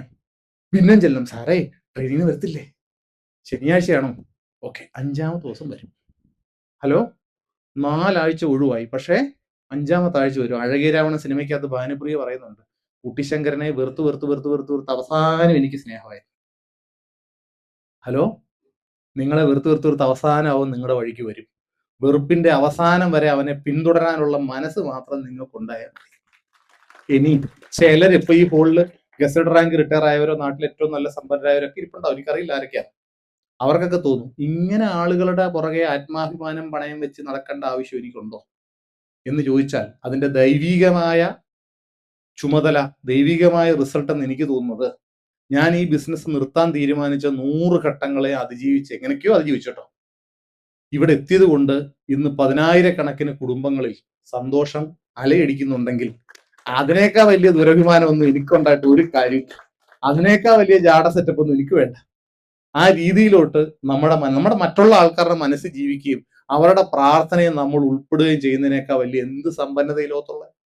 നിങ്ങൾ ആലോചിച്ച് നോക്ക്, എന്ത് സുഖമാണ് നമുക്ക് വേറെ കിട്ടാനുള്ളത്? വേറൊന്നും കിട്ടാനില്ല. അവർ ഓർക്കുമ്പോൾ, ഇന്നലെ എന്നോടൊരു എന്റെ കൂടെ ബിസിനസ് ചെയ്യുന്ന ഒരു ഇപ്പൊ അത്ര സജീവല്ല, അവരുടെ മകൾക്ക് ഒരു അസുഖമൊക്കെ വന്ന ഒരു ആക്റ്റീവ് അല്ലാതെ പോയി. പക്ഷെ അവർ കഴിഞ്ഞ ദിവസം എന്നോട് പറഞ്ഞു, അവരുടെ മോൻ വക്കീലായി. എനിക്ക് മെസ്സേജ് അയച്ചു, സാറേ ഞാൻ എന്നും അവന് പ്രാർത്ഥിക്കുന്ന കൂട്ടത്തിൽ ഞാൻ സാറിനെയും ഓർക്കാറുണ്ട് സാറേ. എൻ്റെ ആഗ്രഹം പോലെ അവൻ ഇന്ന് കോഴ്സ് കംപ്ലീറ്റ് ആയി എന്ന് പറയുന്നത് വിളിച്ചു. എനിക്ക് ഭയങ്കര, ഞാൻ പയ്യന്റെ നമ്പർ എടുത്തിട്ട് അവനെ വിളിച്ച് കൺഗ്രാസ് ചെയ്യുകയും ചെയ്തു. എനിക്ക് ഭയങ്കര സന്തോഷമാണ്. കാര്യം എന്ന് പറഞ്ഞാൽ നമുക്ക് വേണ്ടി പ്രാർത്ഥിക്കുന്ന നമ്മുടെ വീട്ടിലുള്ളവരല്ലാതെ പുറത്ത് ആളുകൾ ഉണ്ടാകുമ്പോഴല്ലേ നമ്മൾ സാമൂഹ്യ ജീവിയാകുന്ന. അല്ലെ എന്ത് സാമൂഹ്യ ജീവിയാ? എന്തെങ്കിലും സാമൂഹ്യ ജീവിയാണോ? ഒന്നുമല്ല. അപ്പൊ അങ്ങനെ ഒരു അവസരമായത്. അതിനുവേണ്ടി നമ്മൾ കുറച്ചൊക്കെ ഒന്ന് താന്നാലും ഒന്ന് ഒതുങ്ങിയാലും കുഴപ്പമൊന്നുമില്ല. ആളുകളെ സീരിയസ് ആക്കി എടുക്കാൻ നമുക്ക് പറ്റണം. അപ്പൊ ഫസ്റ്റ് പ്ലാൻ നിങ്ങൾ ചെയ്യേണ്ടത്, നിങ്ങളുടെ കറണ്ട് മെമ്പേഴ്സിനെ, ഇതുവരെ ഐഡിയ അടിച്ച നിങ്ങളുടെ പരമാവധി ആൾക്കാരെ പാസ് എടുപ്പിക്കുക എന്നുള്ളതാണ് ആദ്യത്തെ പണി. നമ്മുടെ പ്രോഗ്രാമിന്റെ ബഡ്ജറ്റ് ഒക്കെ നിങ്ങൾക്ക് അറിയാം. ഏതാണ്ട് 1 CR അടുത്ത് വരെ വരുന്ന ബ്രഹ്മാണ്ഡ പ്രോഗ്രാമാണ്. എസ്വർണോ ആ പ്രോഗ്രാം നന്നായി നടക്കണമെങ്കിൽ ഈ പാസ് കൊണ്ട് മാത്രം തീരത്തില്ല. ലീഡർമാർ ഒരു കോൺട്രിബ്യൂഷനോടൊക്കെ വെച്ചാൽ മാത്രമേ ഇത് ഗംഭീരമായിട്ട് നടക്കാൻ പറ്റത്തുള്ളൂ. ഇത് നടത്താൻ എന്ത് വേണമെന്ന് നമുക്കറിയാം. അതുകൊണ്ട് ഇപ്പോഴേ അതിനുള്ള പണി നമ്മൾ ചെയ്യുന്നത്. അതിനോട് ചേർന്ന് നിൽക്കുക എന്നുള്ളത് മാത്രമാണ്. ചെറുതും വലുതുമായ യുദ്ധങ്ങളൊക്കെ അവസാനിപ്പിക്കണം. അപ്ലയൻസുമായിട്ട് പിച്ചി മുള്ളി മാന്തി എന്നൊക്കെയുള്ള പ്രശ്നമില്ലേ, ഇതൊക്കെ അവസാനിപ്പിച്ചിട്ട് ഏകബുദ്ധിയോടെ ചേർന്ന് നിന്ന് പ്രവർത്തിക്കാൻ നമുക്ക് പറ്റണം. ഇനി അഞ്ചാമത്തെ duty B an achiever. Participation കഴിഞ്ഞേ ബി ആൻ അച്ചീവർ വരുന്നുള്ളൂ. കാര്യം എന്താ? നിങ്ങൾ കുറെ ആൾക്കാരെ പാർട്ടിസിപ്പേറ്റ് ചെയ്യാൻ തീരുമാനിച്ചാൽ ഓട്ടോമാറ്റിക്കലി നിങ്ങൾ അച്ചീവർ ആകും എന്നുള്ളതാണ് സത്യം. നിങ്ങൾ ഈ ആളുകളെ കൂട്ടാൻ വേണ്ടി മീറ്റിങ്ങുകളൊക്കെ വിളിക്കുന്നതിനിടയിൽ കൂടി ഈ ബിസിനസ്സും കൂടെ കയറി പലരുടെയും തലയ്ക്ക് കയറി അവർ വർക്ക് ചെയ്ത് ആ പ്രോഗ്രാമിൽ ഏറ്റവും വലിയ അച്ചീവറായിട്ട് നിങ്ങൾ മാറും. ഞാൻ നേരത്തെ പറഞ്ഞല്ലോ, ഇവോൾവ് പ്രോഗ്രാമിൽ ഏറ്റവും നല്ല രീതിയിൽ ഞങ്ങൾക്ക് കയറാൻ പറ്റിയ എന്തുകൊണ്ടാണ്? പകുതിക്കുള്ള ആളെ നമ്മൾ കയറ്റി. പകുതിക്കുള്ള ആളെ കയറ്റിയത് എന്തുകൊണ്ടാണ്? നമ്മളവിടെ ഡയമണ്ട് ആയിട്ട് കയറും നമ്മൾ ഉറപ്പിച്ചു. അപ്പൊ നമ്മുടെ അച്ചീവ്മെന്റ് കാണാൻ ആൾക്കാർ വേണ്ട നമ്മുടെ ടീമിൽ നിന്ന് തന്നെ. സ്വർണ്ണം ആ കയറിയ ആൾക്കാരും അവരുടെ അച്ചീവ്മെന്റിന് വേണ്ടി പ്രവർത്തിച്ചു. ഓട്ടോമാറ്റിക്കലി ആ പ്രോഗ്രാമിന്റെ നടുക്കണ്ടം നമുക്ക് കിട്ടി. ഈ ബിസിനസ്സിന് എനിക്ക് നിങ്ങളോട് പറയാനുള്ള ഒറ്റ വാക്ക് മാത്രമേ ഉള്ളൂ. ഈ ഒരു മീറ്റിംഗിൽ നിങ്ങൾ ഒരു അച്ചീവറായി കയറണം. ഇപ്പൊ നിൽക്കുന്ന റാങ്ക് DTC ആണെങ്കിൽ വേണ്ടി വന്നാൽ STCയിലോ RTCയിലോ സുഖമായി കയറാം. ഇപ്പൊ നിൽക്കുന്ന റാങ്ക് ഡിസ്ട്രിബ്യൂട്ടർ ആണെങ്കിൽ മിനിമം STC വരെ എത്താം. ആ റാങ്ക് മറിച്ച് അവിടെ കയറണമെന്നുള്ള ഒറ്റ ബുദ്ധിയിൽ ഓടണം. ഇതിനിടയ്ക്കൊക്കെ നമുക്ക് പലതരത്തിലുള്ള ചിന്തകൾ വന്നേക്കാം. ഇനി അടുത്ത എന്താ ചെയ്യണ്ടേ? Create more achievers. നിങ്ങളുടെ ടീമിൽ നിന്ന് നിരവധി അച്ചീവേഴ്സിനെ നമുക്ക് എന്ത് ചെയ്യണം? നിങ്ങളുടെ ടീമിൽ നിന്ന് അച്ചീവ്മെന്റ് ഉണ്ടാകുമ്പോൾ ഏറ്റവും പ്രധാനം, അവർ ആ സ്റ്റേജിൽ ഒന്ന് കയറി നിൽക്കുമ്പം അവരുടെ ആത്മാഭിമാനം, റൈസ് ദയർ സെൽഫ് റെസ്പെക്ട്, അവരുടെ ആത്മാഭിമാനം ഉയരും. അത് ചെറിയൊരു സംഭവമല്ല, അതൊരു ചെറിയ കാര്യമേ അല്ല. ഞാൻ എൻ്റെ ഒരു പഴയ ഫോട്ടോ ഫ്രണ്ടിൽ ഇരിക്കുന്നവരെ കാണാൻ പറ്റുള്ളൂ. ഈ ഫോട്ടോ നോക്കി, ഇതിൻ്റെ അകത്ത് ഞാനിതാ കവിളുകളൊക്കെ ഒട്ടി ദാരിദ്ര്യത്തിന്റെ പരകോടിയുള്ളൊരു രൂപമാണ്. അപകർഷതാബോധം അടിച്ച് ഫുള്ള് കോംപ്ലക്സ് അടിച്ച് ഈ ഭൂമി ജനിച്ചു പോയി എന്ന് മാത്രം വിചാരിച്ച ഒരിടത്തു നിന്ന് ഇപ്പുറത്തെ ഫോട്ടോ നോക്കി 10,000 കണക്കിന് ആൾക്കാരുടെ മുമ്പ് നമ്മളൊന്ന് സംസാരിക്കുക. ഈ ഫോട്ടോയിലോ ഒതുങ്ങി നിൽക്കുക. ഈ ഒതുക്കം എനിക്ക് എവിടെ വന്നേ? എന്റെ പ്രോഗ്രാം മീറ്റിംഗ് ഒരു 10 മിനിറ്റ് കൊണ്ട് അവസാനിപ്പിക്കും. അതിനു മുമ്പ് ജസ്റ്റ് ഒരു കാര്യം ഞാൻ എന്റെ പാസ്റ്റ് ഒന്ന് പറയാം. ഞാൻ 10ാം ക്ലാസ് പരീക്ഷ പാസ്സായി കഴിഞ്ഞു. നല്ല മാർക്കൊക്കെ വാങ്ങിച്ച് പാസ്സായി കഴിഞ്ഞ് എൻ്റെ അമ്മാവന്മാർ, ഞാൻ മുമ്പ് പറഞ്ഞിട്ടുള്ള കഥ, എനിക്കിപ്പോൾ ആഗ്രഹം എന്ന് പറഞ്ഞു കഴിഞ്ഞാൽ ഡിഗ്രി ഒക്കെ പഠിച്ച് അത് കഴിഞ്ഞ് പോളിടെക്നിക് ഒരു എഞ്ചിനീയർ പഠിച്ച് ഒരു എഞ്ചിനീയറിംഗ് ഒക്കെ പോകണം എന്നുള്ള ആഗ്രഹമായിരുന്നു എൻ്റെ പ്ലാൻ. അതിനുവേണ്ടി ഞാൻ പഠിച്ചു, അതിനുവേണ്ടി ഞാൻ മാർഗം മാറി. പക്ഷെ എന്താ സംഭവിച്ചെന്ന് വെച്ചാൽ 10 കഴിഞ്ഞപ്പോഴത്തേക്കും അമ്മാവന്മാർ 1-2 പേരുണ്ടായിരുന്നു. ഈ അമ്മാവന്മാരൊരു ഉപദേശം തന്നു, നീ ഇനി പ്രീ ഡിഗ്രിക്കും +2 ഒന്നും പോണ്ട, പകരം എന്തെങ്കിലും ടെക്നിക്കൽ കോഴ്സ് പഠിച്ചാൽ പെട്ടെന്ന് ഒരു ജോലി കിട്ടും. എന്ത് കിട്ടും? ജോലി കിട്ടും. അപ്പം ഒരു ബുദ്ധിമുട്ടും ഇല്ലാതെ എൻ്റെ മാർക്ക് വെച്ചിട്ട് അഡ്മിഷൻ കിട്ടുന്ന ഒരു സ്ഥലം ITI ആണ്, ഇൻഡസ്ട്രിയൽ ട്രെയിനിങ് ഇൻസ്റ്റിറ്റ്യൂട്ട്. അങ്ങനെ എന്നെ പറഞ്ഞ് ചെങ്ങന്നൂർ എന്ന് പറഞ്ഞ സ്ഥലത്ത് ഒരു ഗവൺമെന്റ് IT ഉണ്ട്, അവിടെ വിട്ടു. ഒറ്റയ്ക്കാണ് പോണേ, 10 കഴിഞ്ഞിട്ടേ ഉള്ളൂ. അവിടെ ചെന്നു. അവിടെ ഒരു കുറെ കോഴ്സ് ഉണ്ട്, കുറെ കോഴ്സും ഒക്കെ പെട്ടെന്ന് കിട്ടുന്ന ഒരു കോഴ്സ് ഏതെങ്കിലും വെച്ചോളാൻ പറഞ്ഞു. ഞാൻ അങ്ങനെ മെക്കാനിക് ട്രാക്ടർ എന്ന് പറഞ്ഞൊരു കോഴ്സിന് കൊടുത്തു. ട്രാക്ടർ ഉണ്ടല്ലോ, ട്രാക്ടർ, ഈ ട്രാക്ടറിന്റെ മെക്കാനിക്കിന്റെ കോഴ്സിനാണ് കൊടുത്തത്. അങ്ങനെ കൊടുത്തപ്പോൾ തന്നെ അത് കിട്ടി. നേരെ അവിടെ കയറി. അപ്പോൾ അമ്മാവനൊക്കെ പറഞ്ഞു, റെയിൽവേയിലൊക്കെ ജോലി കിട്ടാൻ ഏറ്റവും നല്ലതാണ്. 50 കിലോമീറ്റർ ഉണ്ട് ആലപ്പുഴയിൽ നിന്ന് ചെങ്ങന്നൂർക്ക്. ബസ്സിന് കൺസെഷൻ 40 കിലോമീറ്റർ വരെ കിട്ടത്തുള്ളൂ. ബാക്കി 10 കിലോമീറ്റർ ഞാൻ അഡ്ജസ്റ്റ് ചെയ്തൊക്കെയാണ് പോയത്. അങ്ങനെ പട്ടിണി കാലത്ത് അവിടെ പോയി പഠിച്ച് ഞാൻ എന്തിനാ എൻ്റെ ഈ പാസ്റ്റ് പറയുന്നത് വെച്ചാൽ, ഇവിടെ ഇരിക്കുന്ന പല അച്ചീവർമാരുടെ യഥാർത്ഥ പ്രശ്നം പാസ്റ്റിലാണ് കിടക്കുന്നത്. പാസ്റ്റ് വെച്ചിട്ട് നമ്മൾ ഫ്യൂച്ചർ ഉണ്ടാക്കാൻ നോക്കുന്നത്. അത് തെറ്റാന്ന് പറയാൻ വേണ്ടി പറയുന്നത്. അങ്ങനെ ഞാൻ അവിടെ ചെന്നു. സത്യത്തിൽ അവിടെ ചെന്ന് കയറിയപ്പോൾ അവിടുത്തെ ഏറ്റവും ജൂനിയർ ആയിട്ടുള്ള ഒരാളാണ് ഞാൻ. ചെന്ന പാടെ അവിടുത്തെ സീനിയേഴ്സ്, ഈ ചെങ്ങന്നൂർ ഐ.ടി.യെ കുറിച്ച് പഴയ അറിയാവുന്ന ആൾക്കാർക്ക് അറിയാം. അവിടെ ഇഷ്ടംപോലെ റാഗിങ്ങും കൊലപാതകം വരെ പലപ്പോഴും നടക്കുക, ഒരു വട്ടമല്ല പലപ്പോഴും നടക്കാറുള്ള സ്ഥലമാണ്. ഞാൻ എന്റെ കഷ്ടകാലത്ത് ഇതിന്റെ ഇടയ്ക്കോട്ട് ചെന്ന് കയറിയ ദിവസം തന്നെ ഇവരെന്നെ റാഗ് ചെയ്തു. 3-4 സീനിയേഴ്സ് വന്ന് എന്നെ പിടിച്ച് നിലത്ത് കിടത്തി. എന്നിട്ട് എന്റെ മേളിൽ കയറിയിരുന്നു. ഒരാൾ 2 കൈ പിടിച്ച് പുറകോട്ട് വെച്ചു, വേറൊരാൾ എന്റെ വയറ്റത്ത് കയറിയിരുന്നു. ഞാനാണ് ആകെ ഇത്രേ ഉള്ളൂ. ഇവരുടെ കൂട്ടത്തിൽ കൂടി ഒരു കൊല്ലം ആ കോഴ്സ് 1.5-2 വർഷത്തിന് മുമ്പ് കോഴ്സ് എല്ലാം കംപ്ലീറ്റ് ആയി. ഞാൻ അവിടെ നിന്ന് ഇറങ്ങി തടി കേടാകാണ്ട് രക്ഷപ്പെട്ടു. എന്റെ കൂടെ എനിക്ക് വേറെ ഓപ്ഷൻ ഇല്ല. പക്ഷെ ഈ 1.5 കൊല്ലം കഴിഞ്ഞാണ് ഞാൻ അറിയുന്നത് ഞാൻ പഠിച്ച ട്രേഡ് നോൺ മെട്രിക് ട്രേഡ് ആയിരുന്നു. മെട്രിക് ട്രേഡും ഉണ്ട്, നോൺ മെട്രിക് ഉണ്ട്. മെട്രിക് എന്ന് പറഞ്ഞാൽ 10 പാസ്സായവർക്കും, നോൺ മെട്രിക് എന്ന് പറഞ്ഞാൽ 10 തോറ്റവർക്കുള്ളതാണ്. 10 തോറ്റവരുടെ കോഴ്സാണ് ഞാൻ 2 കൊല്ലം എടുത്ത് പഠിച്ചതെന്ന് പിന്നെ എനിക്ക് മനസ്സിലായി. തമാശ പറഞ്ഞല്ല, സീരിയസ് ആയിട്ട് പറയാം. അപ്പൊ അത്രേ പോലും നമുക്കൊരു ഡയറക്ഷൻ തരാനോ നമ്മളെ ഉപദേശിക്കാനോ ആളുകൾ ഉണ്ടായിരുന്നില്ല. അപ്പൊ ഈ കോഴ്സ് കഴിഞ്ഞിറങ്ങി വീണ്ടും എനിക്കപ്പം പഠിക്കണമല്ലോ. ഞാൻ അങ്ങനെ പഠിക്കാനായിട്ട് അന്ന് +2 ആയപ്പോഴത്തേക്കും +2 കയറി. +2 ഓപ്പൺ സ്കൂളിൽ ശനി ഞായർ മാത്രം സ്കൂളുള്ളൂ. അങ്ങനെ +2 പഠിക്കാൻ കയറി. ആ സമയത്ത് എടുത്തൊരു ഫോട്ടോ ചെയ്ത്, ആ സമയത്ത് തന്നെ പകല് എനിക്കൊരു സർക്കാർ ജോലി കിട്ടി. സർക്കാർ ജോലിയല്ല, ഒരു സർക്കാർ സ്ഥാപനത്തിൽ ട്രെയിനി ആയിട്ട് ജോലി കിട്ടി. 953 രൂപ stipend, Kerala agro industries corporation എന്ന് പറയും. 953 രൂപ മാസം കിട്ടുന്നത്. ഈ 953 രൂപ ആദ്യത്തെ വർഷവും 1063 രൂപ രണ്ടാമത്തെ വർഷവും. ഈ 2 വർഷം ഈ ശമ്പളത്തിൽ ഞാൻ ജോലി ചെയ്തു. അങ്ങനെ 2001 എടുത്ത ഫോട്ടോയാണ് ഈ ഫോട്ടോ. ഞാൻ പറഞ്ഞു വരുന്നത്, ഈ സമയത്ത് ഞാൻ നേരായ വഴി ജീവിതത്തിൽ വിജയിക്കണമെന്ന് ആഗ്രഹിച്ച് ഒത്തിരി കാര്യങ്ങൾ ചെയ്യാൻ എപ്പോഴും ഓർത്തിരിക്കുന്ന കാര്യം, ഈ സ്കൂൾ ബസ്സിൽ പൈസ കൊടുക്കാനില്ലാഞ്ഞിട്ട് അന്ന് ഈ കൺസെഷൻ ഒരു കാർഡിൽ ഇങ്ങനെ ടിക്ക് ചെയ്യും. അപ്പൊ ഈ കൺസെഷൻ കാർഡ് മാസാമാസം എടുക്കാനുള്ള പൈസ പോലും സത്യത്തിൽ ഇല്ല. അങ്ങനെ എന്റെ കൂടെ ബുദ്ധിമാനായ ഒരുത്തനുണ്ടായിരുന്നു. അവൻ ഈ കൺസെഷൻ കാർഡ് തിരുത്തുന്ന ഐറ്റം എനിക്ക് പറഞ്ഞു. തിരുത്തുന്നതെന്ന് പറഞ്ഞു കഴിഞ്ഞാൽ ഇത് പിന്നെ ബ്ലേഡ് വെച്ച് ചുരണ്ടിയിട്ട് പെൻസിൽ വെച്ച് വരയ്ക്കും. എന്നിട്ട് പെൻസിലിന്റെ പൊടി അതിന്റെ മേളിൽ ഇടും, ഇച്ചിരി വെള്ളം ഇടും, എന്നിട്ട് പൗഡർ മേളിൽ ഇടും. എന്നിട്ട് ഒര വരയ്ക്കുമ്പോഴത്തേക്കും ആ പാടൊക്കെ ഇങ്ങനെ പഴയ പോലെ വരും. അപ്പം ഞാൻ ഓർക്കുക, ഞാൻ നിങ്ങളോട് ഇതൊക്കെ പറയുന്നത് പറഞ്ഞാൽ ഇത്തരം കുരുത്തക്കേടൊക്കെ ചെയ്തിട്ടും ഡയമണ്ട് ആവാൻ പറ്റിയാൽ നിങ്ങൾ ചെയ്ത പല പാപങ്ങളും ഒരു പ്രശ്നമല്ല. മനസ്സിലാവുന്നുണ്ടോ? പല തെറ്റും പ്രശ്നമല്ല. അങ്ങനെ ഇങ്ങനെ തിരുത്തി ഞാൻ പോയി. പക്ഷെ എന്നെ പിടിച്ചു. ഒരു ദിവസം മഴ പെയ്ത് ഈ സാധനം പോക്കറ്റിട്ട മഴവെള്ളം വീണത് കുതിർന്ന് പെയിന്റ് പൗഡറെല്ലാം ഇളകിപ്പോയി. ഇത് പഴയ കളറാണെന്നുള്ള കാര്യം വെളി വന്ന് നമ്മളെ പിടിക്കുക. ഞാൻ പറഞ്ഞത്, ജീവിതത്തിൽ ഇങ്ങനെ പല അബദ്ധങ്ങൾ പറ്റിയിട്ടാണ് ഞങ്ങളൊക്കെ ഇവിടം വരെ എത്തിയത്. അതല്ലാണ്ട് അത് സ്കൂളിൽ പഠിക്കുമ്പോൾ തൊട്ടേ പല പ്രശ്നങ്ങളിൽ കൂടെ നമ്മൾ വന്നു. അല്ലാതെ ചെന്ന പാടെ അങ്ങ് പിടിച്ചിരുന്ന ഡയമണ്ട് പിന്നെ കുത്തി ഇവിടെ ഡയമണ്ടിന്റെ പിന്നെ അങ്ങ് കമ്പനി കുത്തി തന്നതല്ല.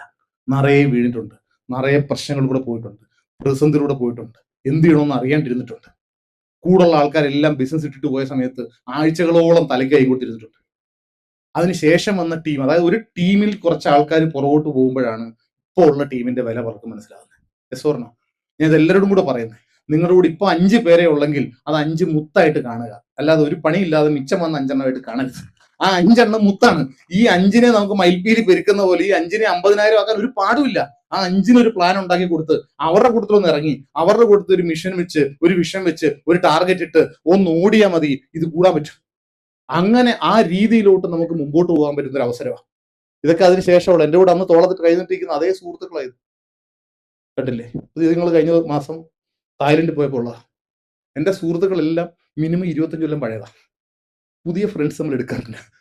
ബിസിനസ്സിലൊക്കെ ഉണ്ട്, അല്ലാതെ ശരിക്കും നമ്മുടെ ജീവിതത്തിൽ ഏറ്റവും ആത്മബന്ധമുള്ള ആൾക്കാർ എപ്പോഴും പഴയ ആൾക്കാർ തന്നെ. ഞാൻ പറഞ്ഞു വന്നത്, ഇത് നിങ്ങൾക്ക് ഇതോടൊക്കെ അവസാനിപ്പിക്കാം. അപ്പൊ നമ്മുടെ യാത്ര ഇങ്ങനെയാ. ഈ യാത്രക്കിടയ്ക്ക് ഒരു കാരണവശാലും തല തിരിഞ്ഞു പോകരുത്, നേരെ നടക്കണം. തല തിരിഞ്ഞു പോകാന്ന് പറഞ്ഞാൽ ആരുടെയെങ്കിലും തല തിരിഞ്ഞു പോയി നിങ്ങൾ കണ്ടിട്ടുണ്ടോ? ഒരാടെയും തല തിരിഞ്ഞു പോകത്തില്ല, ചിന്തയാണ് തിരിഞ്ഞു പോകുന്നത്. ഹലോ, ചിന്ത എങ്ങനെയാ തിരിയുന്നേ? ഇത് എന്റെ മാത്രമല്ലല്ലോ, അഖിൽ സാറിന്റെയും കൂടെ ബിസിനസ് അല്ലേ, അഖിൽ സാറും കൂടെ വരട്ടെ എന്ന് തീരുമാനിക്കുന്നിടത്ത് തീർന്നു. നിങ്ങളുടെ കൊച്ചിനെ കുളിപ്പിക്കാൻ നിങ്ങളുടെ അമ്മയും അച്ഛനും വരണമെന്ന് ആഗ്രഹിക്കേണ്ട, നമ്മൾ കുളിപ്പിച്ചാൽ മതി. നമുക്ക് എന്തെങ്കിലും പറ്റുമ്പോൾ അച്ഛനും അമ്മയും വന്ന് കുളിപ്പിക്കും. Yes or no? ഹലോ, നമ്മുടെ കുഞ്ഞുങ്ങളുടെ കാര്യം നമ്മളാ നോക്കണ്ടേ. വേറെ എല്ലാവരും അപ്ലയൻസാ, കാര്യമൊക്കെ ശരിയാ, പക്ഷെ നമ്മൾ നോക്കുന്ന പോലെ അവരെ നോക്കാൻ വേറൊരാളും ഉണ്ടാവില്ല. ഈ സത്യം നമ്മൾ തിരിച്ചറിയണം. അതിനു പകരം ഈ നമ്മുടെ കുഞ്ഞുങ്ങളുടെ ഉത്തരവാദിത്വം എടുക്കാൻ നാട്ടുകാരെല്ലാം വിളിക്കുന്നത് ശരിയായ ഏർപ്പാടാണ് അല്ല. നമ്മൾ എടുക്കുമ്പോൾ നമുക്ക് ഇച്ചിരി കരുത്തുണ്ടാവും. Yes or no? കുറച്ച് കപ്പാസിറ്റി ഉണ്ടാവും. ഒരു കുട്ടി ജനിക്കുമ്പം സത്യത്തിൽ ഒരമ്മയും കൂടി ജനിക്കുന്നത്. ആണോ അല്ലയോ? ഇന്നലെ വരെ ഓടിക്കളിച്ച് നടന്നിരുന്ന ആൾക്കാരൊക്കെ ഒരു ഉത്തരവാദിത്തത്തിലോട്ട് എത്തുന്നത് ആ സമയത്താണ്. പെൺകുട്ടികളടക്കം, ആൺകുട്ടികളടക്കം ഒരു അപ്പനാകുമ്പോൾ എടുക്കുന്ന റെസ്പോൺസിബിലിറ്റിയാണ് വിജയിപ്പിക്കുന്നത്. അപ്പം ഈ ബിസിനസിന്റെ കാര്യത്തിൽ ആ രീതിയിലേക്ക് നിങ്ങളൊന്ന് പോവുക. നിങ്ങളെക്കാൾ മികച്ച ആളുകൾ നിങ്ങളോടൊപ്പം വരുമ്പോഴാണ് നിങ്ങളുടെ ജീവിതം മാറുന്നത്.